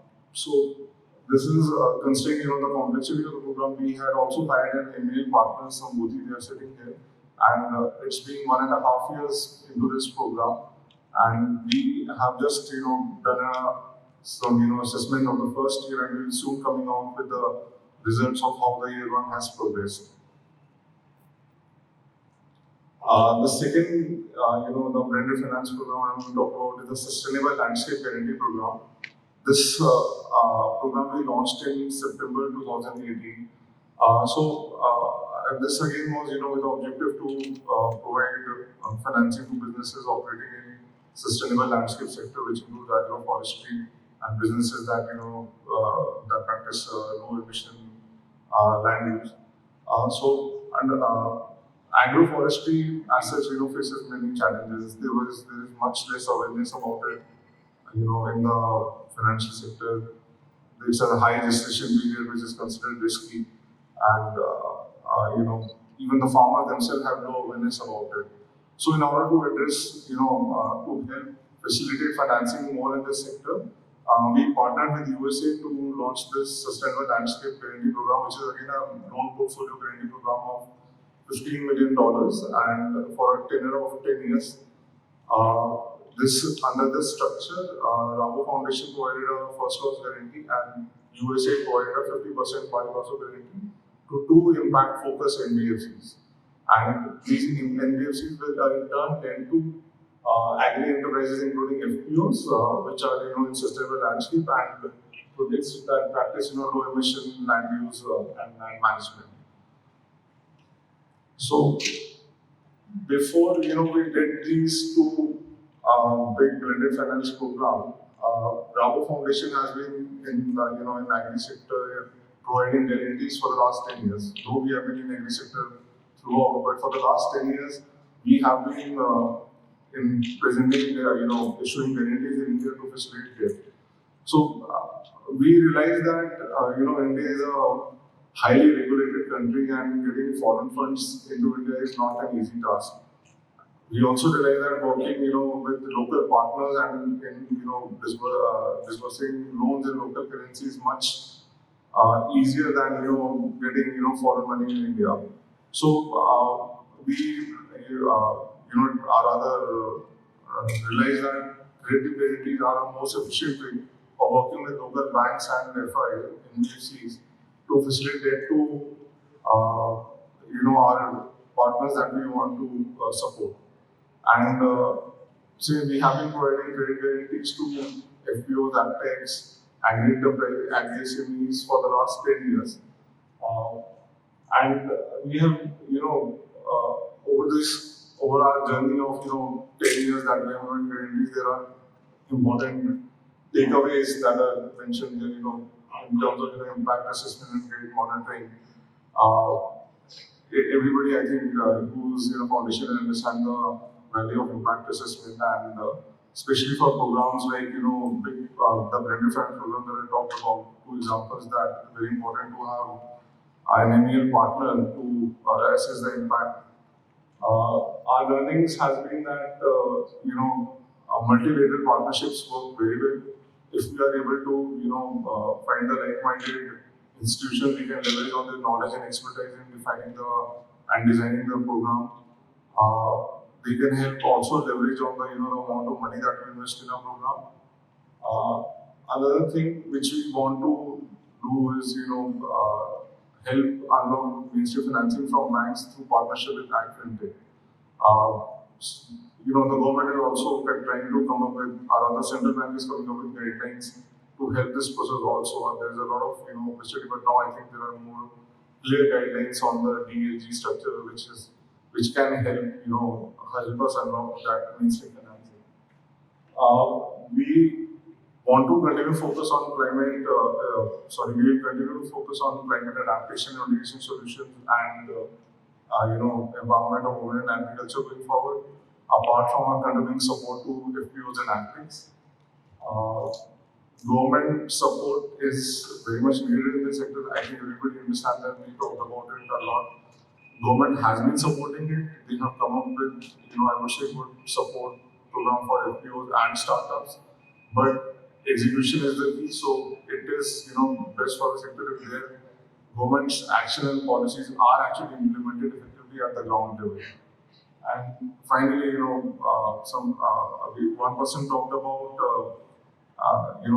sustainable income for the farmer. So blended finance program can also go to an extent only. It is important that FIs during this period that this blended finance is available build their own capability and are able to lend to that sector which has been supported through this program once that support is over. So the idea of the program is also to help FI move on and lend to that sector normally without the support of philanthropic money or other subsidies. That's it from me. Thank you. I have some time for a few questions if anyone wants to ask anything specific to the report. We have 5,000 students coming, so we can sustain your projects without that we cannot move forward. We have, most of us have community codes in most of the areas, and a lot of our jobs are in rural areas. We are associated with the Society of Transporters. We have MOUs with most of the forest colleges for agroforestry. And we also need how land use is done. So We are a charity navigated for institutions for the last 14 years. And we have technical support as well as being able to do up to the last month. So for anything that's sustainability and monitoring and evaluation, we Capacity to build in monitoring of these solutions, because I think that must be one of the biggest hindrance of commercial capital providers. Thank you for bringing that up. So I'll have a question. I would like to understand from your experience of working how it has helped in crediting assets and reduction of interest rate of that asset.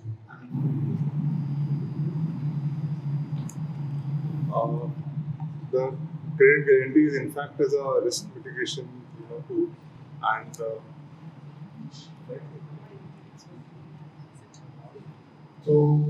credit guarantee itself is a risk mitigation tool which covers risk for banks and NBFCs to take an exposure.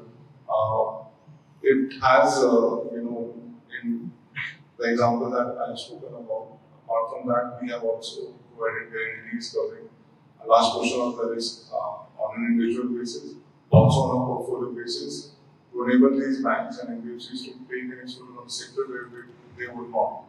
So I talked about the Assistance Financing Guarantee Program. This is, nobody had an idea in 2018. This was not much. There was not much awareness about it. But over the course of last 4-5 years, we have seen that the NBFCs that are working on this program have developed their own capability to take on risk. They now understand the sector better, which was not there earlier. Secondly, you asked about reduction of interest rate because of the credit guarantee mechanism. In our way of working, we don't interfere in what the NBFCs or banks negotiate with the borrower. That's commercial between them. But speaking on the technical aspect, there is a possibility of reduction of the rates because the risk for the bank reduces as well. But do they pass it on? It's up to the bank and the NBFC. But what they can be more interfere because the problems of financing for both banks and NBFCs are their own, which cannot be mitigated by the credit guarantee.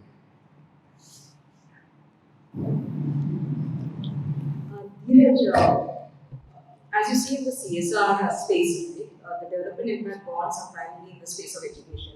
Recently, we have had a skill impact bond also. The concern there is in terms of impact assessment or an independent evaluator. In the education space, it is evolved to have third-party evaluators who can look at the outcomes in terms of a long-term perspective.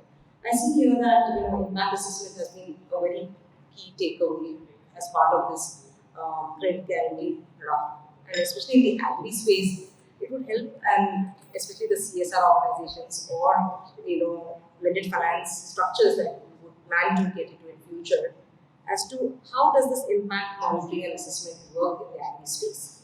Are there certain parameters or set outcomes, whether there are organizations who are accredited to do impact assessment in this particular space? Help us.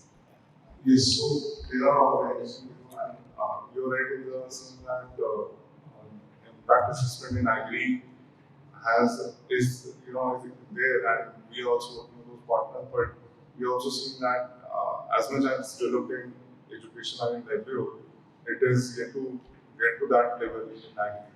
But in our dealings with these impact assessment, MEL organizations, we have been able to design an outcome, start with the theory of change and design what the output and outcome that we want from the program, and that is assessed on the program is assessed on these parameters. I think 60 Decibel is sitting next to me. So they were one of the MEL partners we had employed for our Sustainable Financing Guarantee program. MEL is, Sambodhi is sitting there, and they are our partners for this COVID response program.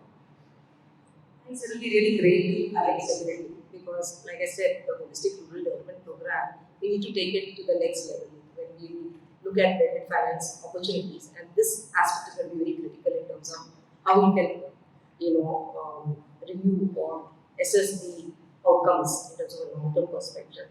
Also in terms of social impact bond, you're going to get the government or the district or the state or the municipality to be equal partners there. This is one aspect which has been a hindrance in terms of such structures. So I will connect with you, sir. Thanks. Doing some work on this one. So, Asali Africa is much further behind the Indian landscape when it comes to blended financing, and there are a few grant-based initiatives which are providing incentives for blended financing. Thank you.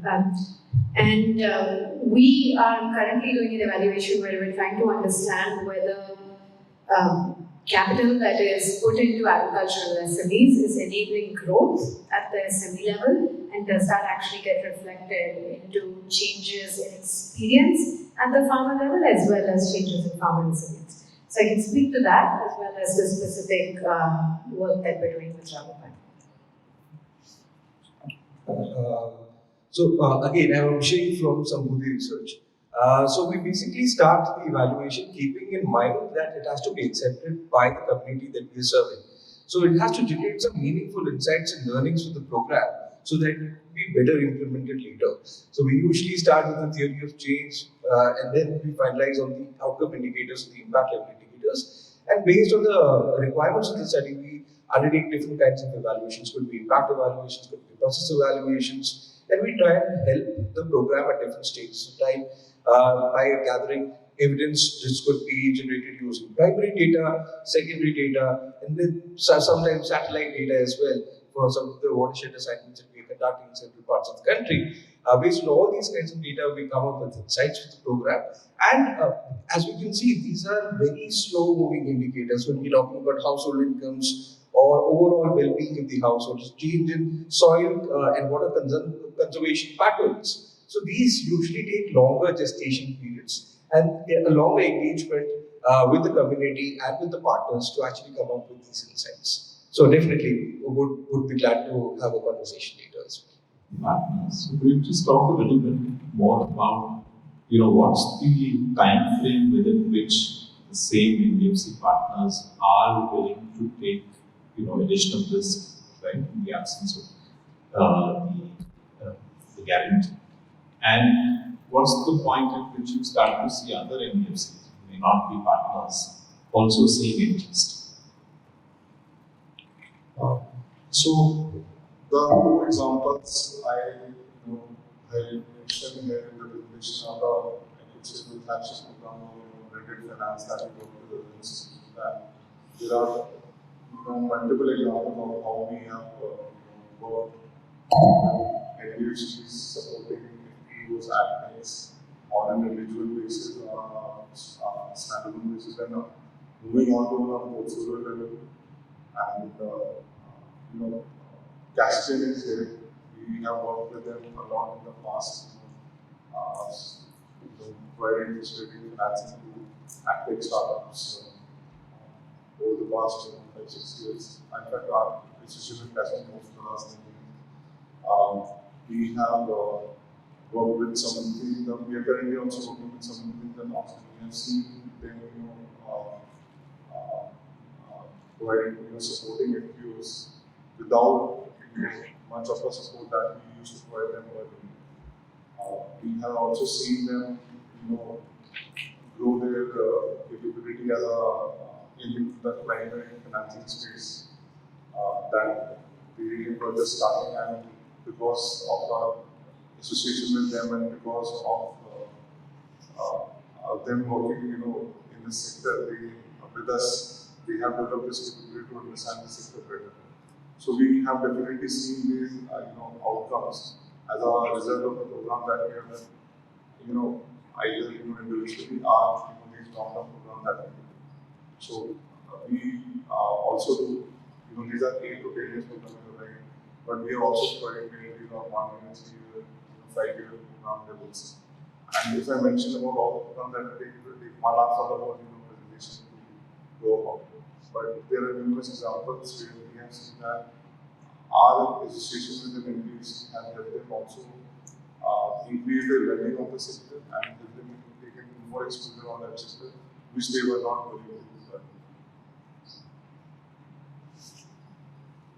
I know there are many questions coming up, so I could just request us to hold on to that. We do have a slot after the case studies, we could take it together. Like Rabo mentioned, they work with Caspian.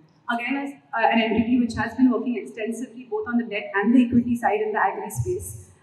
Abhishek, if you could please come up and share your thoughts on the programs that Caspian has been taking up.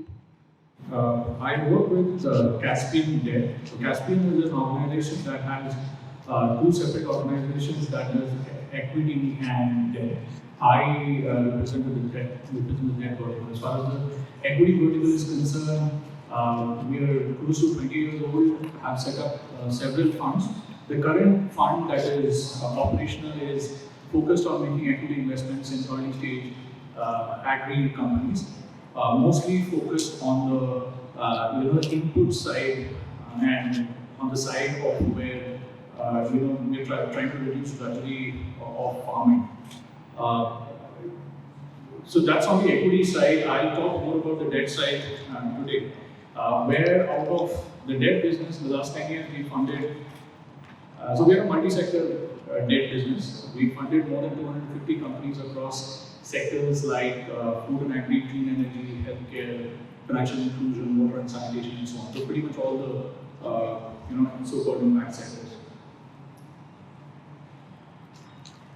What I'll talk about, and this is actually Dhiraj part 2, because this is also something that we did with Rabo Foundation, and like Dhiraj mentioned, we've had a long relationship with Rabo Foundation. Initially, the relationship was in the form of individual loan guarantees, but then we worked with them to work on a more pool financing model where we would fund specific types of agtech companies, early stage agtech companies, which would otherwise not get financing, or ag fintech companies, which would otherwise not get financing because they were early in their life and weaker credit, but could we go and fund them? So essentially, in fact, there are two partnerships that we have ongoing currently with the Rabo Foundation with slightly different mandates. But to give you a sense of one of the partnerships, the way it works is that it is a first loss default guarantee program wherein there is a guarantee from Rabo Foundation for us to make loans to companies, agtech companies that work with small farmers or companies that are earlier in their life cycle who we would otherwise not typically fund. So it's a small fund, it's a small portfolio, about 10 crores. We seem very small in the context of all the big numbers that we are hearing, but the reality also is that in these kind of things, it actually starts small and then it needs to be scaled because nobody knows how this will happen. The idea was that we will provide funding to such companies that, in a way, Rabo Foundation pushed us to provide financing for companies that we would have otherwise not funded. The key, takeaways I would say is that if you look at the specifics, we are also a reasonably high-risk taking entity. In fact, we are an NBFC, and our source of capital is Indian domestic banks mostly. And the Indian domestic banks most of them think that we are freaks, so they don't lend to us.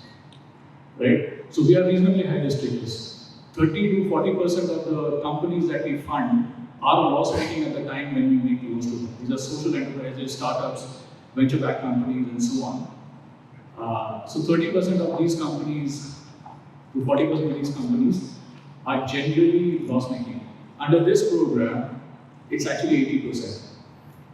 And the push, we would not have considered this company if the push did not come from Rabo. And this was the first loss default guarantee, not a pari passu guarantee, which gave us the risk appetite to take more risks.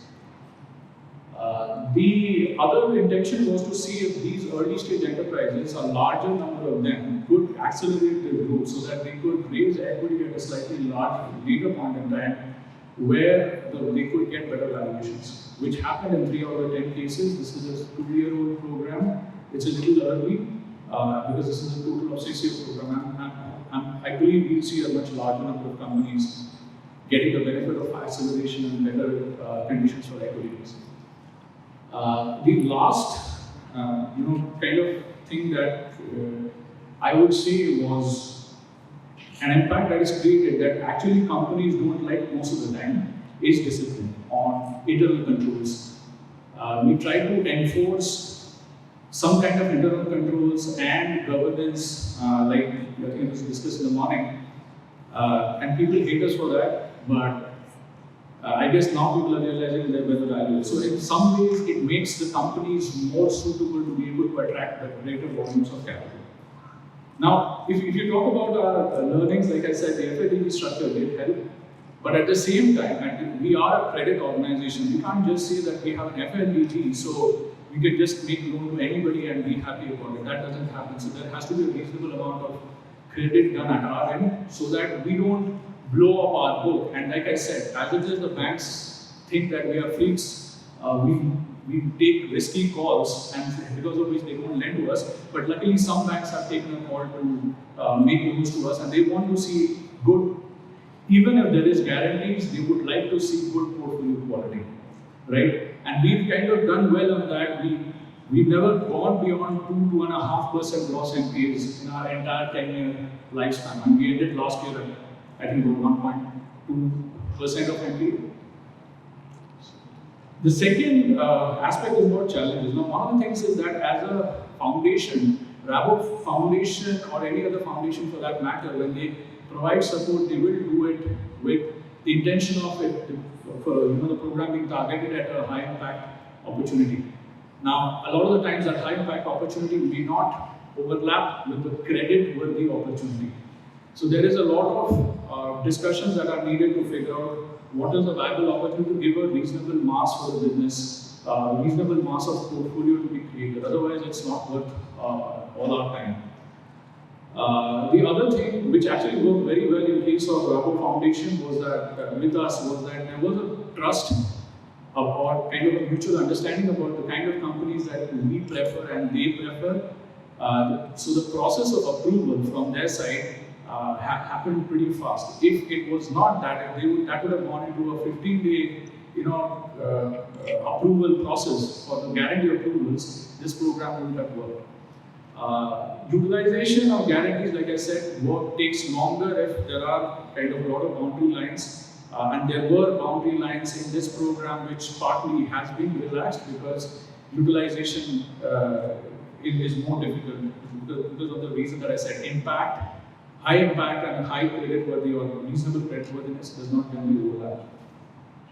I think the future scope in this is that somebody asked a question on did the interest rates go down? Now, the situation is in these kind of programs generally, what we are trying to do is lend to a segment that otherwise was not given loans to. And the reason why loans were not given to is possibly because it is difficult, more costly, or it is more risky. Now, we are lending in that kind of situation. So, interest rate as it is, I don't know if it should come down or if it should go up. Second thing is this, the question of being able to monitor and demonstrate that there is impact. That is cost. Monitoring costs are pretty heavy. So, how will the rate of interest go down? And the last point is, between 2020 and now, even if you are the same credit profile, your borrowing rates, your home loan rates would have gone up by 2.5%.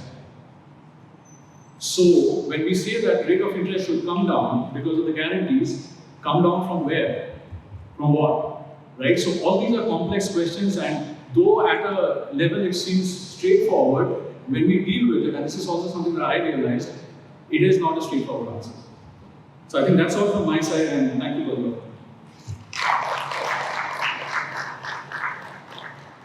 Case study for discussion. Post that, we'll open the floor for any thoughts and suggestions. We have Rajat Mukherjee representing GIZ, who will be speaking about the blended finance program that they are undertaking. Hello, my name is Rajat. I'm part of GIZ's CAFE project, which stands for Climate Ambition Finance and Green. So sorry that we are unable to magnify this. I thought it was possible, but it's not. But I'll just quickly run through what this framework of blended financing that we have been working on looks like. So just a quick understanding of what the project is about and take a moment to explain. As basically try to look at how can we use blended financing structures to help agricultural value chains to become more climate active in nature. But what we realized moving ahead in our activities that it's not just about climate adaptation. You cannot look at it in isolation. It has to be a larger approach because there are so many interconnected factors of production, of inputs, of harvest, post-harvest measures, of market linkages that completes the picture of agricultural value chain. And talking about adaptation, we need to address all these factors. And to address all these factors, we need multiple stakeholders to finance. So the idea began with how can we understand the landscape of the field that we are now working. So we engaged with Global Agri. Dr. Rahul is here, who kind of supported us to kickstart the activities. And the idea was to identify the relevant actors. So just because we know farmers or just because we know their activities was not enough for us, we wanted to kind of look at what are they working on, what issues they are facing with. So we did a landscape assessment of relevant actors on ground and assessing their the factors and vulnerabilities that they have, the regional vulnerabilities that they have, which can relate to both climate as well as local factors, which may be hindering, let's say, finance, really hindering mobilization of resources. So all those factors we kind of brought into the picture. That created a kind of a narrative for us to look at when we think of what to do when we want to look at climate risk assessment. Climate risk assessment, again, we worked on a tool, and it wasn't just looking at the data around climate change. And we realized that that is something that we cannot do. In fact, our first learning was that climate data may provide insights, but climate change impact is so variable and it's so different for different actors that we need an experiential map work of what risks are basically on the ground. And that kind of helped us connect experiences of climate change in agriculture to the existing data set. There were cases where the experience was almost the opposite of it, but I can confidently say that majority of the times what the farmers talked about was supported by the data. So we went the other way around. We did not go from the data to the farmers, but from the farmers to the data.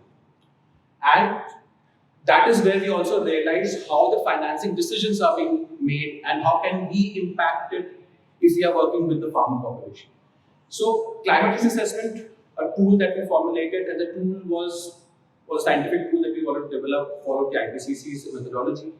But then it was not a tool for climate risk assessment, but trying to understand the problems that the farmers face on ground when they are looking at the uncertainties around agriculture.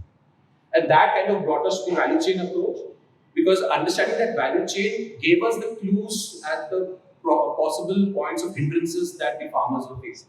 In fact, the millets, the document that you have received as a part of the package, the millet, is kind of a significant success that we had in that approach. We will discuss that in a minute. Value chain approach followed by a business model development. And that is where the idea comes in, that we cannot just look at it from a social perspective, but it has to have a business case.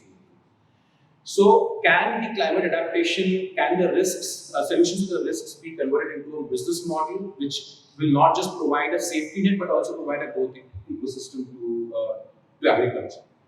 Followed by, of course, financing and actual financial agreements that we had. In fact, we received a lot of letters of intent from multiple partners, multiple financing institutions who showed interest in the activity and now continuing the discussion.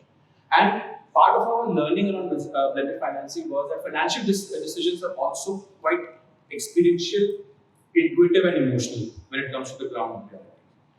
You cannot go to, I cannot go to a farmer and lay out a set of data sets in front of him or her and say that, okay, now you take a decision alone.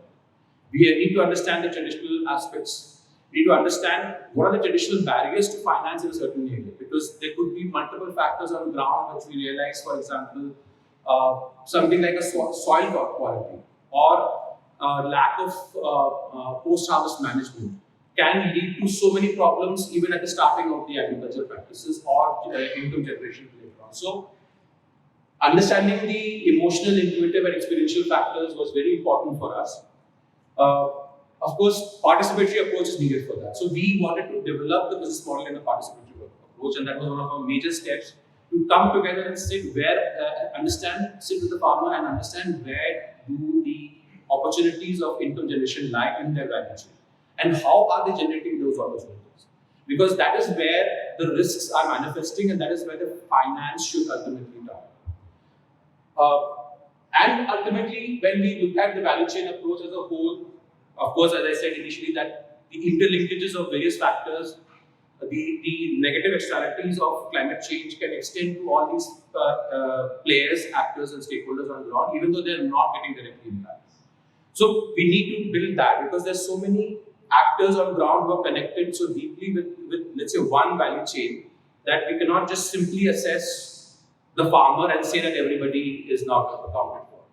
And hence we tried to build, and in fact this event, when I was planning this event, the idea was that can we think of institutional approaches? Can we institutionalize this on ground? Because ultimately when we talk about a lot of finance being mobilized, we need to understand that on ground we don't see this getting reflected. Is the farmer getting that money at the end of the day? And is there a productive use of that finance at the end of the day? So an institutional support on ground, this is the blending approach, that we are not just blending finances, we are also blending technical support. So it's not just going to be one institution providing technical support, it has to be multiple institutions. So how do we reach there is something that we need to deliberate on. And that is where the gaps we identified were capacity to identify problems and solutions by the actors themselves. Even we don't know. I mean, we go down on the ground, we try to look at it from a conceptual point of view.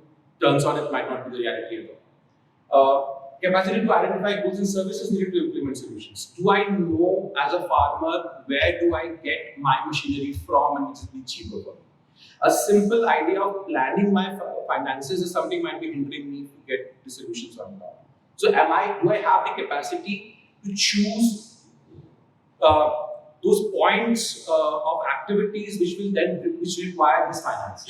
So if I am not able to generate that demand on ground, all these discussions about what financing instruments are there, it becomes moot. Information flow to stakeholders on climate-induced risk or any form of risk. There is a massive information asymmetry on ground, and that is deeply impacting the decision making of both financiers and end users of finance.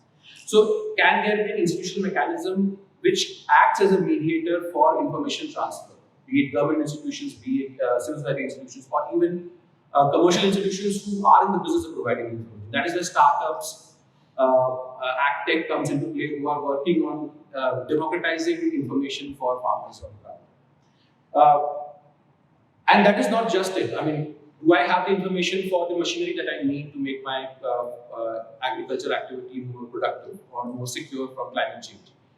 Not just that, do I have enough knowledge of public schemes that can help me to crowd in more finance from a bank or from an NBFC? Do I know that? Do I know of an agriculture infra fund that the government of India runs? Do I know of the PMFME scheme that the government of India runs, which provides subsidies which can then be used by farmers to attract more finance from banks? And we did that on ground. We have an example, but there had to be a mediator in between. By Reliance Foundation, Ashutosh is here. He supported us so much in getting these information to the ground level and planning. But without that support, the farmers would not be able to do it. And of course, I got the institutional support that I'm talking about. So this is extremely important to drive these value chains. And we cannot just rely on the farmer, him or herself, to drive the value chain entirely, because of course there are multiple players. Who is that, or which is that institution that can do that? And that is where, I mean, quickly coming to our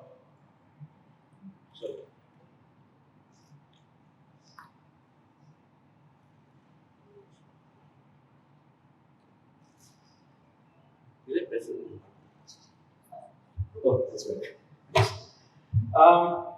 So the case of Mandla is in your hand. You can definitely read that. But 4 steps that we basically did that helped us in actually mobilizing around, I think, 80 lakhs to a group of FPOs on ground who are now supporting the development of a climate resilient crop.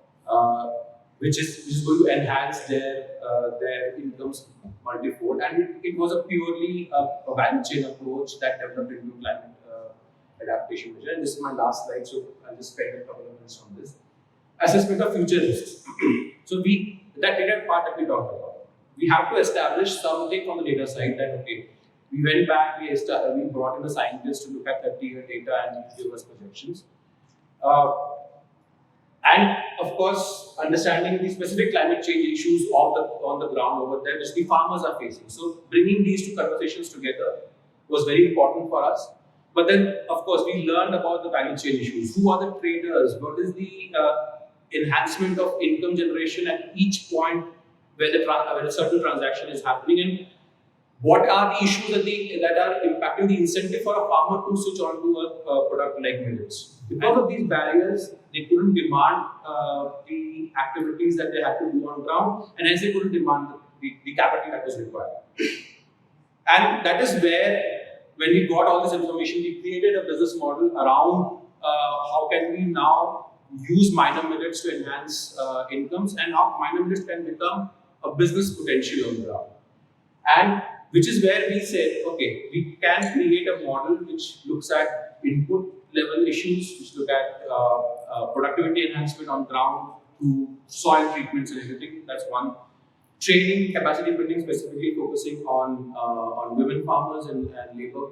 And we accessed a lot of funds from NABARD for this. Around 49 lakh rupees came as grant from NABARD, and around 18 or 19 lakhs came as credit from HDFC, but which was subsidized by PMFME and AIF subventions were given to it. That allowed the farmer to take a loan and set up a processing unit, which is one intervention, but we realized that has created incentive for farmers to grow more millets.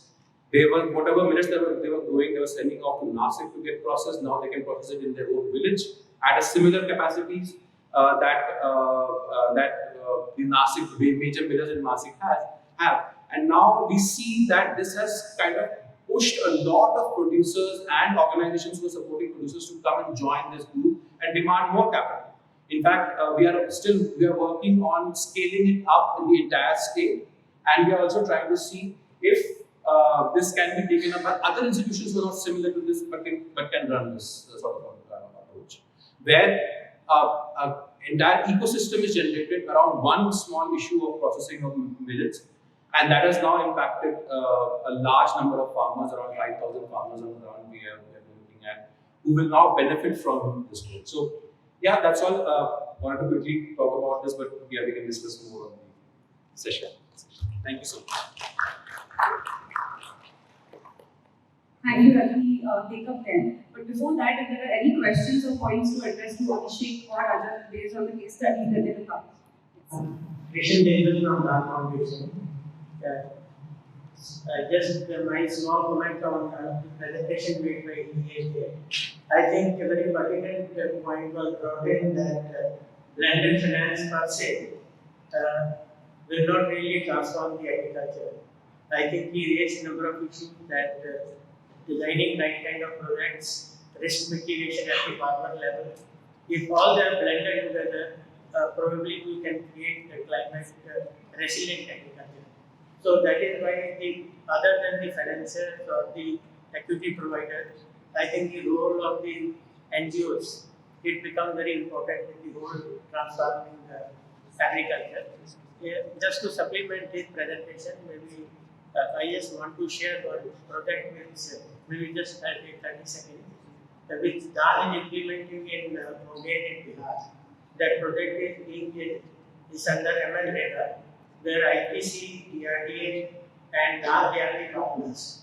So ITC is providing the funding, and DAN is designing the projects, and DRDA is acting on the MNREGA, and the banks are also there. So it's basically the proper design of the project, keeping in view the contextual situation, so that the farmers the benefit is sustained.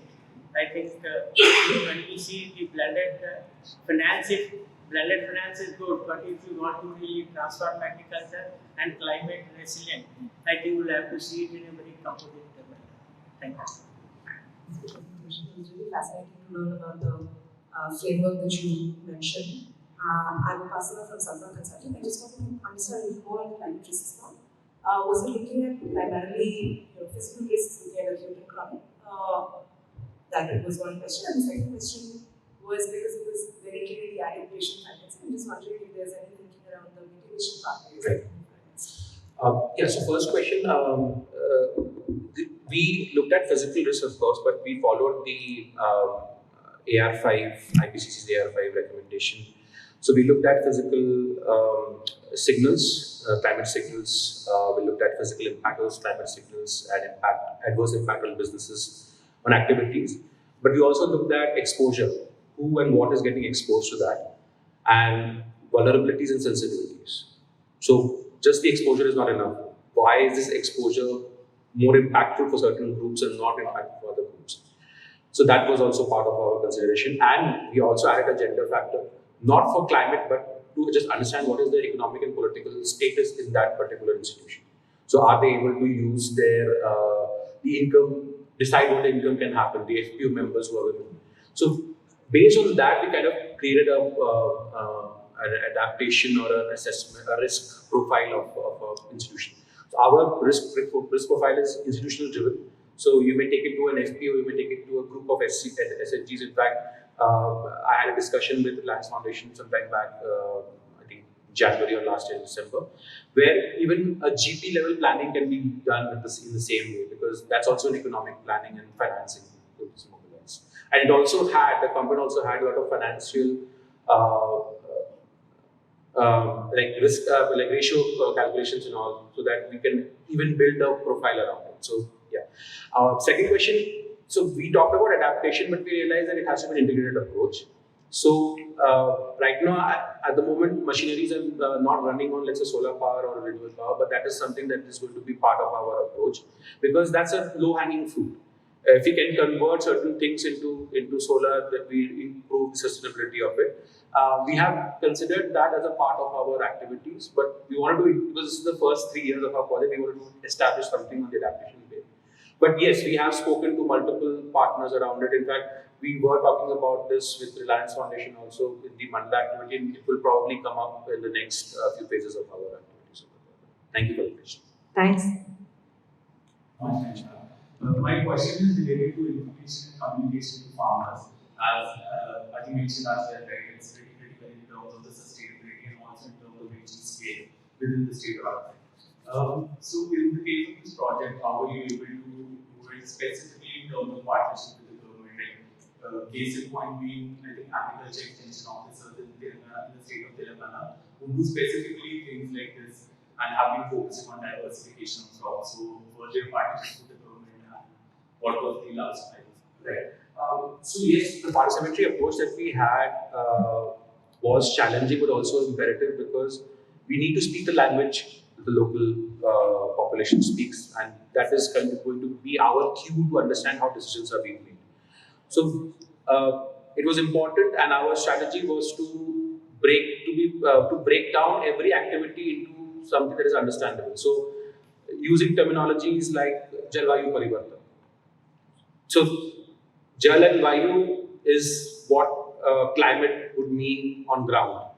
So, we will say Mausam. So, Mausam might become a bit more confusing or might limit the conversation. So, the vocabulary that we were using was one of the main factors. And also, we don't need to do much. Once we kind of democratize the vocabulary, information flowed like clean water for us.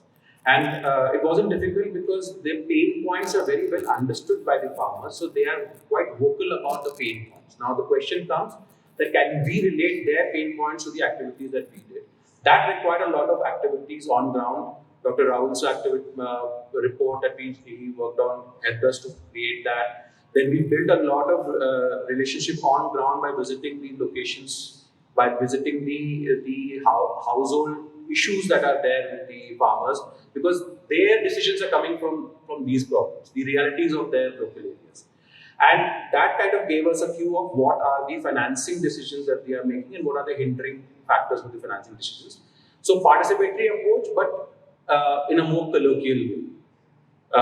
To understand it from her. And I think anybody who has studied enough social work or all that, they would relate to it. But then I think it becomes difficult because how do you speak the local language? That is the main problem. I think we need to discuss more on how do we break that. Yeah. Ashutosh had a question. Over all the acceleration that we looked at together, participatory outputs. But my name is Surya Muni Rahul. I represent Global Agri Salvage Organization Agriculture. The thing that Rajat talked about actually is a lot of implication for blended finance. I would also supplement with other commodities, other subsectors, other value chains integrated with climate factors, and how this can also contribute to bringing the blended finance concept from all the development finance institutions to work. A couple of reflections, particularly on Moringa in Tamil Nadu. Medicinal aromatic plants in Bundelkhand region, sugar cane in 2-3 states. I will bring for examples. Spices in most of the states, starting from Rajasthan and kiwi, and also cotton in Gujarat and Maharashtra. When you talk about all these things, I am not going to repeat what I have already talked. Only 2 things I like to bring. Water is something very, very commonly spoken by the farmers. It is coming from the voice of the farmers. And some of the basic infrastructural requirements at the farmer level, which needs reflections from the angle of development finance blended concept. It needs to be looked at from that angle. Thank you, Rajat, for taking it forward to the rest. So, thanks a lot for a very wonderful presentation. Just to know, I would like to leave 2 thoughts to this forum, just building upon what Rajat was saying. I think first thing that we need to understand is when you're talking about blended finance, particularly targeted at smaller marginal farmers, and we also need to kind of realize that the smaller marginal farmers and their institutions may not have the capacity to consume finance. So I think we're talking about financial resources, where all finance come from, whether they have the capacity to consume finance. But I think this is something that will take time. So we need to kind of realize that this is a long haul that we're talking about. We cannot be creating 3-year, 5-year programs. But I think somewhere this forum needs to kind of bring that out, saying that this thing needs to be a long haul. For example, in the case of Mandla, fortunately we were there for last 10 years. We had a very strong farmer producer organization which could consume finance, but still took the bank 10 months to just kind of give a sanction of the loan. Another 6 months for disbursement of the loan. So that's the kind of reality. I think the second point that related to that is that when you're working with small farmers and these kind of institutions and these kind of realities on the ground, and this kind of touches to what Sir from An Foundation was talking about. There is a lot of enabling environment that we need to create, and a lot of enabling environment creation is a long gestation investment.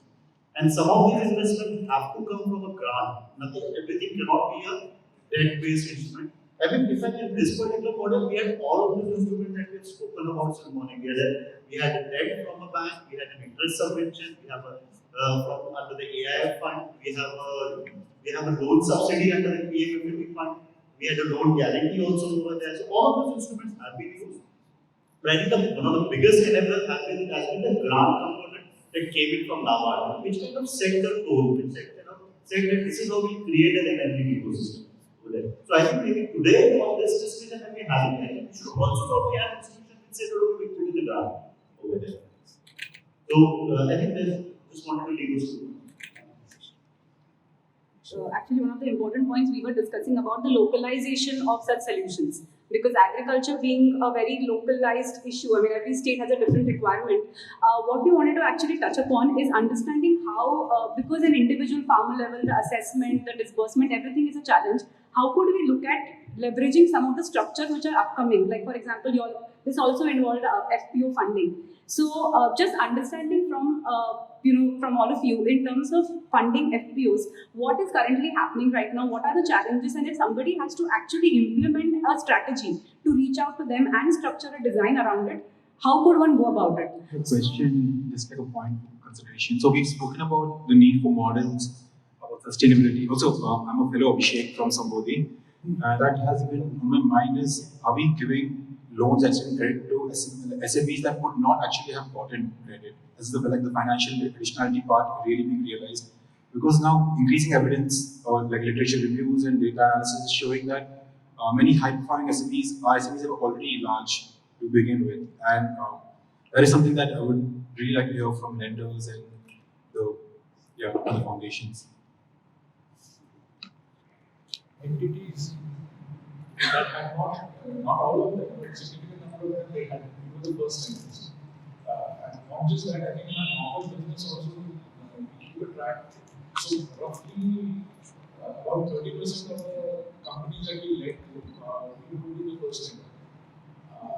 What ended up happening with the Rapid program was a combination of two things. Us being the first lender in a lot of cases, more than that, us being lender in a situation where they are basically not creditworthy in the traditional context. So making losses is no credit in the traditional way of doing it. So I think that is where traditionality, the way we talk about traditionality is happening. I've been launching a credit guarantee facility with simply CTT and SCT, and there are two components to that. So one is it's actually very focused primarily on new to credit entrepreneurs. So people who traditionally would not get credit through, would not get a credit rating, would not have the documentation, etc. And what we're doing to facilitate that is creating a pre-credit score. So we're taking a few different or a whole bunch of different metrics which go over and above traditional credit scores, which also analyze different data points from going down to the entrepreneurs. Business, see the business, see their house, see what kind of collateral they may have, or see what kind of assets, which traditional credit rating agencies or credit scores do not take into consideration. So based on that, we're actually giving these entrepreneurs and SMEs our own kind of pre-credit score, based on which they would qualify for these credit guarantee backed loans. And so that's how we are trying to extend credit to, as you mentioned, not high performing SMEs, people who wouldn't otherwise get credit, or people who can afford it but would prefer a subsidy or prefer a grant like that. So we're really trying to focus on the ground level and the need of the sector. And given how many banks and PFCs and people who have worked on such kind of projects before, we'd love to sort of discuss more any ideas that people have in anything, how we can sort of make the model more successful.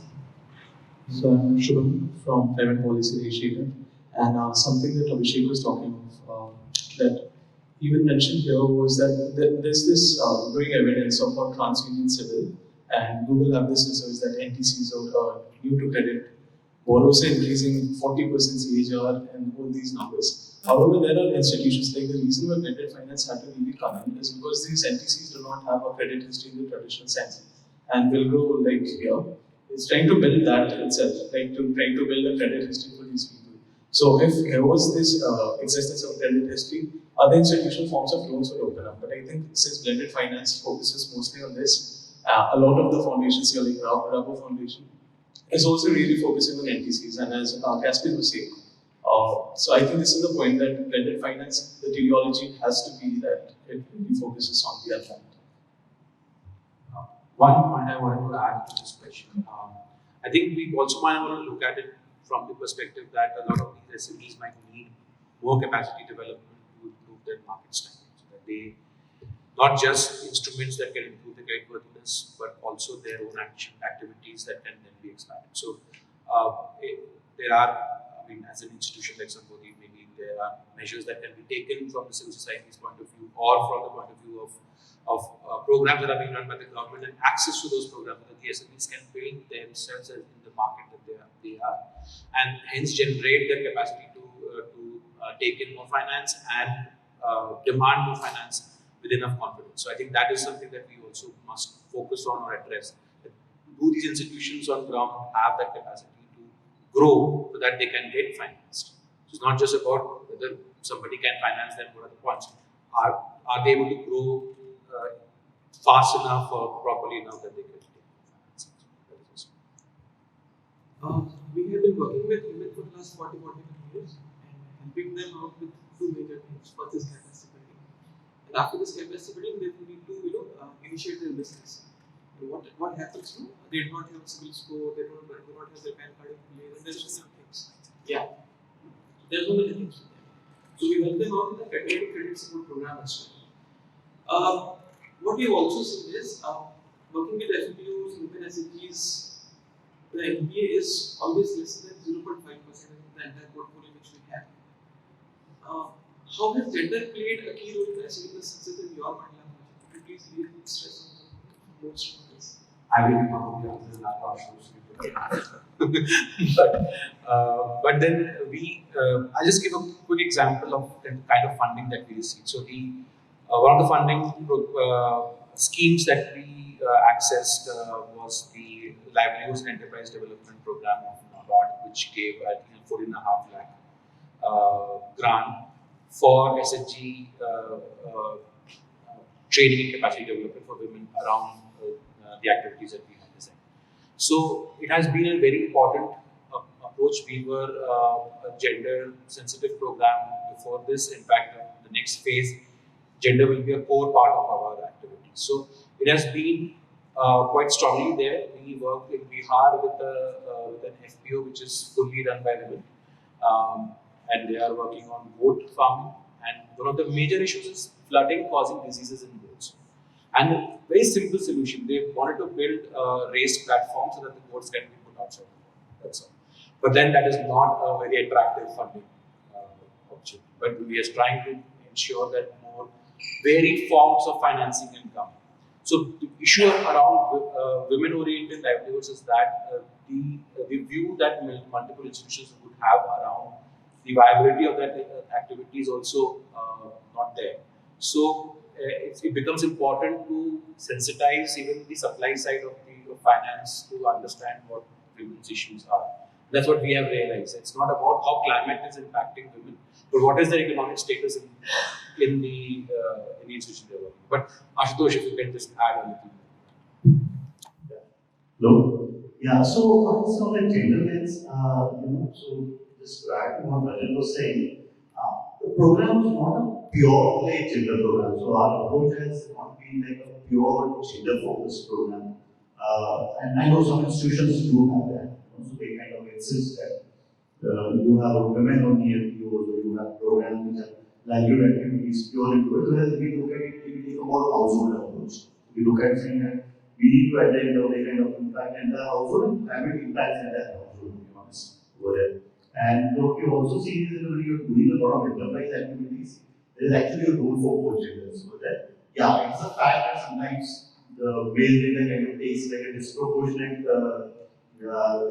share of the economic assets, and most of the work and drudgery is done by the females. So, and that's something that you collect. So the whole idea of this LEDP fund and setting up SAGs and SAG product. I mean, the whole way the program was structured was saying that first thing when we set up the millets processing unit, the whole idea was there was no proper good quality millets processing unit in the entire area. I mean, it was just ridiculous that all millets from Manda used to go all the way to Nasik, get processed, and then get sold into, I mean, it kind of just turns down the entire value chain concept. And the value chain concept says that you are processing near your raw material source, and then you kind of have some losses. Those are basically the byproducts, and then you just send a pure product to, so you have more transport efficiency over there. Then we said, once you have the millets processing plant, then that kind of opens up a lot of more enterprise opportunities, particularly for women. So, I mean, even if I'm putting a millets chicky, for example, or a millets chutney, for example, I first have to process it. I mean, Kodo has 7 layers for it. I mean, first peel the 7 layers and then get what is inside, which can further get into chutney, whatever you want to do that over there. So, the whole idea is to say that it's almost create an enabling environment over there. Secondly, what happens is that if you talk to women over there, because one of the big reasons why households stopped eating millets was that drudgery in just processing millets over there. I mean, it's just easy to process a jawar or a bajra, like single layer crops over there, but Kodo it's a huge drudgery over there. I actually have to visit some of those tribal households to see what it is over there. And new age generations don't do that over there. I mean, the new age people and new brides coming and say we don't want to do that. rice is available at 2 rupees a kg, they're happy to do that. Now, the millets processing plant actually helps you kind of say, okay, we have taken out drudgery now, and you will see this factor in a lot of agriculture areas. Groundnut growing areas, farmers bring groundnut to the oil mill over there, process it on a job work basis, take the oil back. Now that's kind of the thing that we're going to putting up over there. And third aspect is to kind of give agency to the farmers and the women over there. That now I am not restricted to only sell my millets as a raw material to the nearest trader. Over there, I'm saying that now I have a facility which allows me to do it on the job work basis also. So now I can just kind of process it and sell it to the highest bidder. Once this thing has started, and now we are in an international year of millets, a lot of people are coming to Mandla to buy millets over there. But today they are buying raw material because there is no scope over there. Tomorrow, if they say that okay, there is a possibility to buy processed millets, then that opportunity to sell processed millet is not restricted to the FPO over there. Farmers can also make that. That's the only reason. That asset is created as a joint asset, it's a community asset.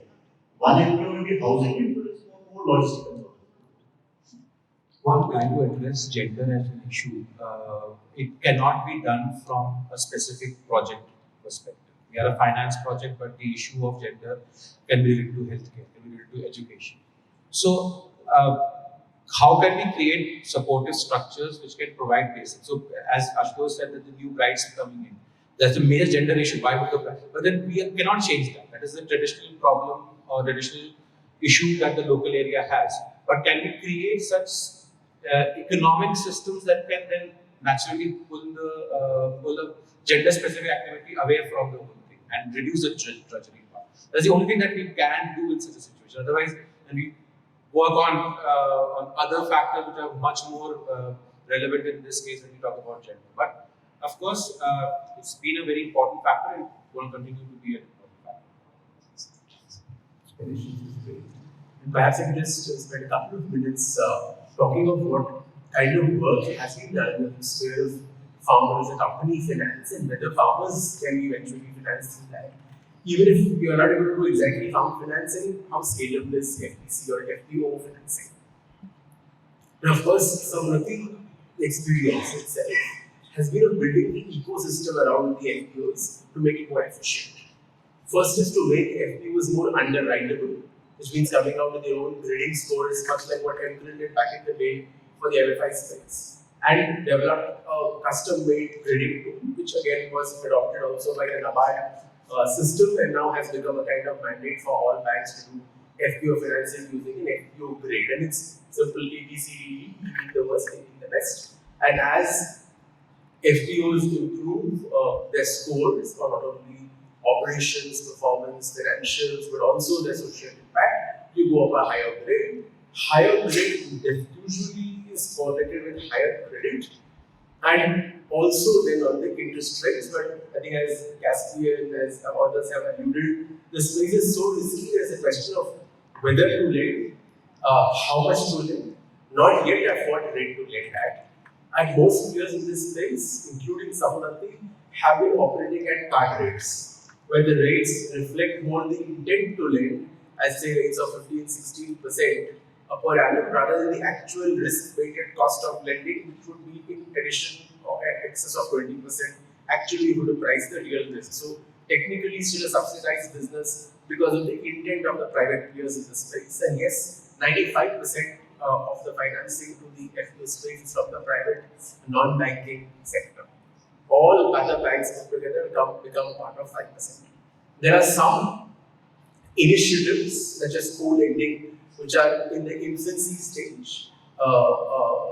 Remarkably, State Bank of India and Samruddhi have signed up a co-lending agreement to start lending in the farm producer organization space, which aspires to not only increase the volume of financing, but also eventually bring down the cost of such finance to the institutions. Now, of course, the landscape is one of largely smallholder farmers, who again, all the issues have been pointed out. It is not that the aggregation of these farmers itself makes the institution stronger than the sum of the whole. The institution will be as weak as the sum total of the farmers who constitute the FPC. And therefore, of course, you have grants, donor programs, SFPC programs, the BART programs that help increase the member capital, the equity base of the institutions. but it has taken a very unique underwriting system to develop, where not only underwrite the last 3 years financials, the net worths, the last 3 years profitability or the lack of it. Again, 80% of these borrowers are usually loss making.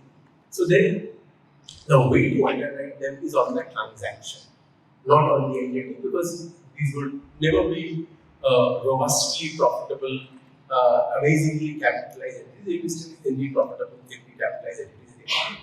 So therefore, when you say discount a bill that this FPC has raised on a buyer and try to provide an invoice discounting or bill discounting structure, that's something which at least some of the experience has shown is scalable. And in terms of the volume of financing, I think from Samruddhi itself, more than 600 crores of finance has flowed into the FPO sector in the last 3 years. I think for the sector itself, about 1,000 crores in total of financing has flowed into the FPO sector. And in terms of PAR 90, well, I don't know of simple isolated examples, but for the portfolio, the PAR 90 used to be about 20% when we started the business back in 2016, when FPO was not such a glamorous word. But over the years, as the experience of underwriting itself and the track record of the customers has come down, you see the portfolio level PAR 90s, DPD 90s will be about 3%, which is not at variance with the rest of the portfolios. If you look at MSMEs, you look at processors, look at FPOs, you don't see an aberration, which means it is possible to lend to the FPO space. It is a hard business. You need to have people, you need to have RMs, you need to have branches, you need to have outreach. There is no digital silver bullet waiting to be done. But then also, since the costs are important, what did we do next? Other than the grading tool, the second thing is to democratize access. Okay, 5 lakhs. Who's going to get the first check? And we keep doing check and egg. They can keep promoting 10,000, 15,000, 25,000 FPOs. Who's going to get the first check? What is the cost of cutting the first check? What is the cost of a due diligence visit to cut the first check? So we said, okay, fine. At Samruddhi, up to 5 lakhs, we get a digital product, which is India's first digital loans, where you apply on a portal and you get a loan. And take a portfolio management approach of getting these loans and seeing this is spray and pray approach. Now that's where Rabo Foundation has been a huge help. Because what are you blending? You are blending finance. Firstly, let's accept this has to be a bridge to somewhere. It cannot be a bridge to nowhere. Otherwise, half the donors will say this is market distortion and walk out, or they will say this is implausible outcomes and walk out eventually. So the question is, if it's a bridge to sustainability, because we are unable to incur the cost of diligencing an FPO for a loan of 5 to 10 lakhs, we say we need blended finance to help us subvert some costs, the costs of risk, the cost of a guarantee that helps absorb say 50% of the risk or 40% of the risk on a pari passu basis. That's one such help which Rabo Foundation has done and done historically so. Second, you need some spaces which are underpenetrated. Now we could do, say we are in Andhra Pradesh as an example. You could be in Guntur, you could be in Vijayawada, you could be in Visakhapatnam. Strong agri cluster historically so. Now, what about non-timber forest produce or other kind of agroforestry value chain? My islands do not want to travel to Vizianagaram, Srikakulam and other places. The cost of going 400 kilometers, the cost of setting up an office for even meeting is excessively high. So there, when you get an agroforestry guarantee, again from Rabo Foundation USA, it helps you push the premise internally that this is a business line worth pursuing. And therefore, when Samruddhi created a portfolio of $5 million and utilized 100% of the guarantee in 3.5 years, that is because you internally prove first that this as a space is worth pursuing. You have to make an internal business case because these are profit-seeking organizations and you have to prove a business case. So first, establishing FPO as a space. 2, democratizing access and looking at this question of operating cost to reach people. Thirdly, examining slivers within the space that are considered more risky. So an FPO selling pulses or processing millets or processing wheat is less risky, or doing seed production in Madhya Pradesh is less risky than an FPO doing forest food production in Odisha or Rayagada. So then taking the principle of supply chain finance, trying to provide working capital finance based on the strength of the larger buyer, as well as taking the support where loans are small, granular, risky to go on, and expensive to go on diligencing, you take support of credit guarantees. The Samarthi experience shows that both have to be done. Both are possible. So one is you have to build out the asset class, FPO as an example in this case. At the same time, use blended finance as a tool to something. One to help focus on reducing credit risk so that you can incur higher OPEX. And the second is reduce your own cost of capital, because as Abhishek very candidly pointed out, most of the financial institutions do think that NBFCs are freaks to be lending to this space, and therefore only by demonstrating the strength of the balance sheet, the strength of the equity, the capital, the more than 30-35 lenders who sit in the balance sheets, their 100% repayment track record from the NBFC, can you attract more capital? And into the partnership, say SBI partnership in one case in point. There's an IndusInd Bank Samruddhi partnership which has also been signed, and therefore that's a kind of flywheel that you want to trigger. So blended finance as a bridge again to sustainable borrowing costs for the intermediary is also a very important issue that should be examined by this world, because who are the intermediaries? Now they were this group. There's Grameen Capital, there's Ananya, there's Caspian, there's Samuddhi, there's Manviya, there's Avanti. They're probably not more than half a dozen. When you look at the credit rating of all these entities, they're all triple B rated. And therefore, PSU banks will not lend to most of these entities because they don't lend below A minus. Even private sector banks also, when you talk to the financial institutions group, they'll have a similar policy. Axis Bank deal with, through the Bharat Banking Group, they have lowered their underwriting standards, therefore they work. Similarly, IndusInd Bank, and there are champions in all these banks who are working for the sector. Ali, on the point of credit, yes, data. Yeah. Yeah, sure. This is the introduction this is I'm SME family, non-banks, as you said. Currently, I have a stake in fintech in India. I'm invited to this we're trying to solve this credit assessment credit monitoring problem for MSMEs. And that's not directly correlated to the problem here of agricultural finance, but the reason I came here was to draw patterns in my own head in terms of how we can do it. I think we talked about blended finance, we talked about financial engineering in terms of making the cost of finance sort of reasonable for farmers. But when I look back at my career, I just sort of spent 30 seconds on how we used to do underwriting in the MSME space. So I used to work for City9 in MSME in Karnataka, and we used to actually go with the chartered accountant. And this is typically low margin, loss making MSMEs who will probably declare net loss to their financials. We will go, we will see their warehouse, we will see their picture book, we will see a few other things, take pictures, and give a multiplier to this turnover, right?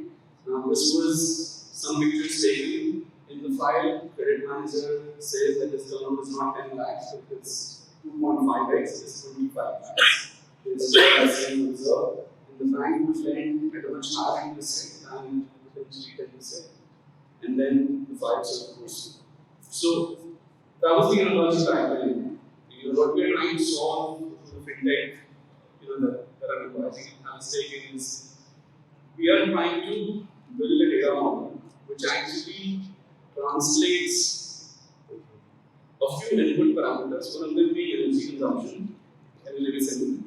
Now, this is slightly different context, but I'm sharing it, happy to chat offline with others. There are analogies in the agricultural space. We're looking at energy consumption and correlating it with turnover. We're also looking at cameras enabled reality to actually do credit monitoring as well in MSMEs.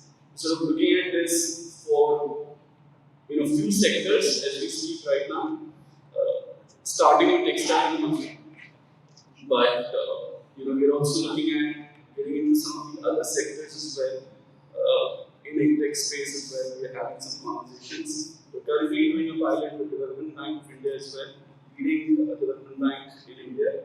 So just wanted to sort of call that out, that there is thought and technology that can be applied The only point that I'll make is, whatever technology intervention that we are working towards, are currently feasible for high-ticket loans because we're bringing in IoT, we're bringing in data models, etc.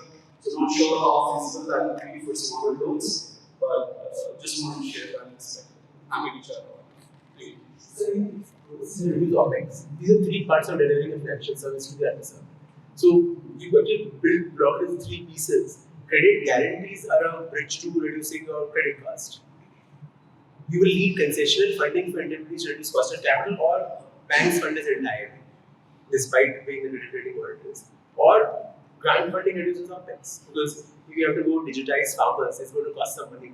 And I don't think the for-profits it will be able to entirely absorb that cost. If you split these three pillars, I think you can have a very focused discussion around how credit finance can tackle each one of these pillars. Very well. My name is Rima. I am from the Graceland Group, which is a consulting firm that works actively in the social impact space. I take 30 minutes to give a quick overview and then 30 minutes or 30 seconds. 30 seconds max. 30 seconds max. For the introduction, I need for the overview, and then I dive into the questions that I have specifically for the donors in the room. So with overview, Graceland works in the social impact space. We work across the spectrum with NGOs, we work with funds and foundations, and we also do a lot of knowledge work to develop different niche areas within the social impact space. Right now, we're working on a project with the CSR arm of HSBC India, and it works at the intersection of both climate and agriculture, primarily targeted smallholder farmers. As part of the project, we are conducting a quantitative survey of 1,000 farmers to understand what are the needs of the community at large. And there are two perspectives that I wanted to bring to the table, because I know we discussed a lot about creating instruments for farmers, but the two things from the community that come out is number one, a lot of the money that goes is very top down. Investors come with the idea that the solution needs to be, that they have a certain idea of the solution. A lot of this is driven by our influence from the West, the solutions that come from there. And therefore, a lot of times the community perspective is missed, the buying is missed, and as a result of that, the solutions are not long-term, they're not sustainable. There have been solutions that have had support from impact investors or even grant funding from foundations, but they haven't worked on the ground.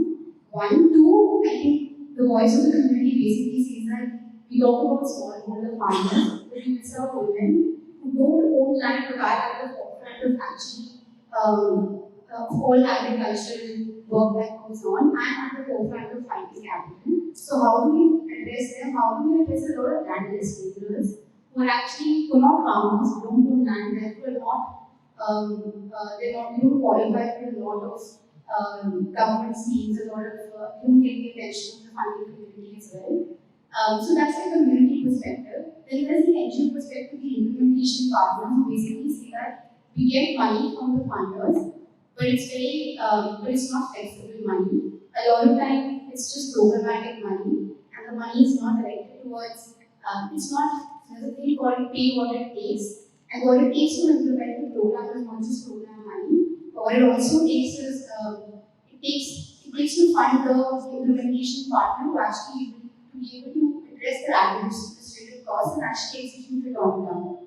So that's the NGO perspective, and from that, what stems is the project with HSBC that we're doing. The idea is to select it towards impact investors and foundations and grants, where the idea is to actually bring out nature-based solutions from ground that the marginal farmers actually believe they can implement, bring them to the investors, and then ask them to fund it. So my question actually, as a novice in this space, is to all the capital providers here, that what do you actually look for in terms of metrics or frameworks? Do you actually validate this solution is something that we want to put our money in? Because NGOs on ground or AgTech players that we're talking to in terms of collaborating with to bring those solutions and making them that scale.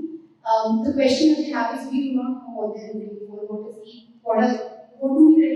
what's the pitch that we should take to these funders that this will make them actually invest in the solution and scale it to farmers. So that's my question. Thank you. what criteria will be also. I think what we need to do is, of course, there are people like us who are specialized financiers, but the mainstream banks also need to try and figure out ways in which they want to support the kind of opportunities that we were talking about. If they can afford hiring a bridge span engineer or bridge span, they can put in the effort to allocate 0.5% of the balance sheet for things. So I would say the question should go back to HSBC. Hi, and I just wanted to give a perspective from the other side. We are trying to organize finance for farmers. So now we're dealing on the issue of the people who use it. So we work daily, I would say, we try to we basically work with farmers and try to help them convert the dairy farming ecosystem to business. And we work with some of the other, we have over 4,000 farmers working with us now. And we have some proprietary technology developed microculture, which is widely like 250 meters. This is done by a very the challenge we face is that most of the time the mill is not enough for the investment to pay off. Which means that we have to increase the capital which means that the farmers have to go out there and get loans for it. So we guarantee the process of the mill. So we didn't decide we work in both like that, and many times, most times they come and access these financers because they are not able to access that. So I take you from Abhishek's point, I don't believe that interest rate matters. It's actually the availability that matters. I mean, the loans going out there right now at 22-24%, and if you do the right thing, that doesn't matter at all. But the challenges we face are different. One is between the institution to the approval/rejection is almost 3 days. Which is a lot of time, lots of these farmers in this industry. The second challenge we have is that more than half of them are unregulated. So again, it's all related. I think we need to go beyond the traditional in terms of where we need these farmers, because we are purchasing the milk from that, paying the finished finance. So it's still more than half of it. The balance from the balance 50%, nearly 40% was a reserve for higher. So these are some of the challenges we face. And the third is, and we do this diet with a couple of banks, is that you will go ahead, you will get into the farmers as an individual. They disperse loans, more than half of them are not used by that. It's the help, not help community. Right, so there was no monitoring process of the loan for the GLG, EC, and they were not bothered at all whether they actually got capital or something. So, I mean, I don't have the answer, but I think a lot of technology to hasten the process of approval. I mean, we are physically out there, we talk machine, we talk people. So why does the process take so much time? Looking at different methods of evaluations and the rate of rejection of stuff, and obviously support of everything. There is a risk for obviously the financer, but there has been some support for the higher fidelity, especially in some areas. Democratizing access to capital. So we have seen a massive growth of FPOs in the last 4 or 5 years. We have around 16,000 FPOs in the country, as per a couple of reports. But if you see, one of them are able to actually substantially expand their paid up capital. Less than 10% are actually able to reach even 5 lakhs of paid up capital, which is a substantial threshold required for any kind of operations. And most of the FPOs struggle to raise capital from the traditional sources, which is the financial banks, and that's why they go to NBFCs like Samruddhi. In fact, we are in discussion with Anil and the Social Stock Exchange Council. I just want to pick sentiment in room from investors and the lenders on how do they see social stock exchange as a credible, viable platform to sort of democratize access to capital for FPOs. Have that discussion been evolving on outside of this room as well. We just have time for one last point before we break for lunch. So I'll just hand that over. Hi, this is Raj. So just to go back and answer the question from Brisbane asked, most of the investors are looking for 2 to 3 the end beneficiary level impact, which is either the livelihood or the financing. It is at the intersection of either income generation, livelihood, or at the climate level. And one of the funds which I am currently advising is Agri Fund, and they are also looking at similar kind of impact, and they are working in the form of blended finance, providing guarantee to local financing institutions to provide funding to likes of Samruddhi, Caspian, and among others. And the target area they are targeting is the climate smart or sustainable agriculture activities, which include and the efficient use of fertilizer, water, and seeds, or the agri input, or on the other hand, shifting farmer from the traditional agriculture activities to the organic agriculture and others. So the Agri Fund was set up by RABO, UNEP, FMO, and Dutch government, and they looking to mobilize close to 1 billion capital using the guarantee of partial risk, full risk, or first loss kind of. So just wanted to. This is something very sorry. Okay, sorry. Very issues. How are you thinking about climate change in your business? Is it not a concern? Sorry?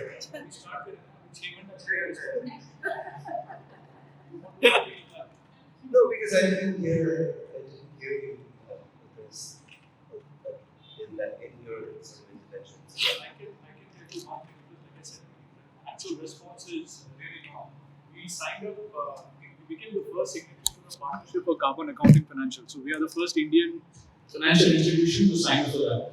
Because we believe that financial returns or financial success is one, and the way we look at everything else is separate, and there is no way to measure that. Because of which everybody comes back and asks us, portfolio quality kya hai, kitna NIM hai, and all of that. Nobody will ask for the risks that we are actually addressing. That doesn't get done. So we have signed up for that, and I think if you look at how the RBI or the SEBI or the regulators are, operating, they're pushing the banks also to start thinking in those lines. I think that is what we are doing now. I mean, we have been focused on supporting climate tech or climate-related companies or sustainable ag companies for 10 years now, but we've never been, kind of accounting the benefit of doing that. That is where we are. That is what we are doing now, and it is kind of front and center for whatever we do. That's for sure. Out of the SMEs that we would have funded, 40% of the companies would have some climate angle, all different types of things. So it is critical for us. If that's valuable insights that everybody wants to add. But yeah, I think we now have to break for lunch. But before we do that, I just want to talk about the post-lunch session as well. Post-lunch we'll come back for a focus group discussion again to talk about some of the suggestions. It will be in some way an extension of the conversation we just had. But yes, we want to gather some valuable insights and suggestions for more action points for things to continue. But I'd like to first thank all of you, who have added their insights and valuable contributions to this discussions to make it so worth our while, during this session. And on behalf of IISc GIS, I'd like to say special thanks to our knowledge partners today, Caspian Debt and Rabi Foundation, who have helped us, create the knowledge part, especially around the case studies. So thanks a lot for that, and to all of you who contributed to this discussion in such a rich way. And last but not the least, I think, as I always say, that behind every successful event, there is a team which is silently working in the background. So I would like to really acknowledge IISc team who has worked to put this all, bring this all together in such a seamless way for you. So thanks a lot, everyone. And there is lunch served outside, and we will see them in the next discussion. Thank you.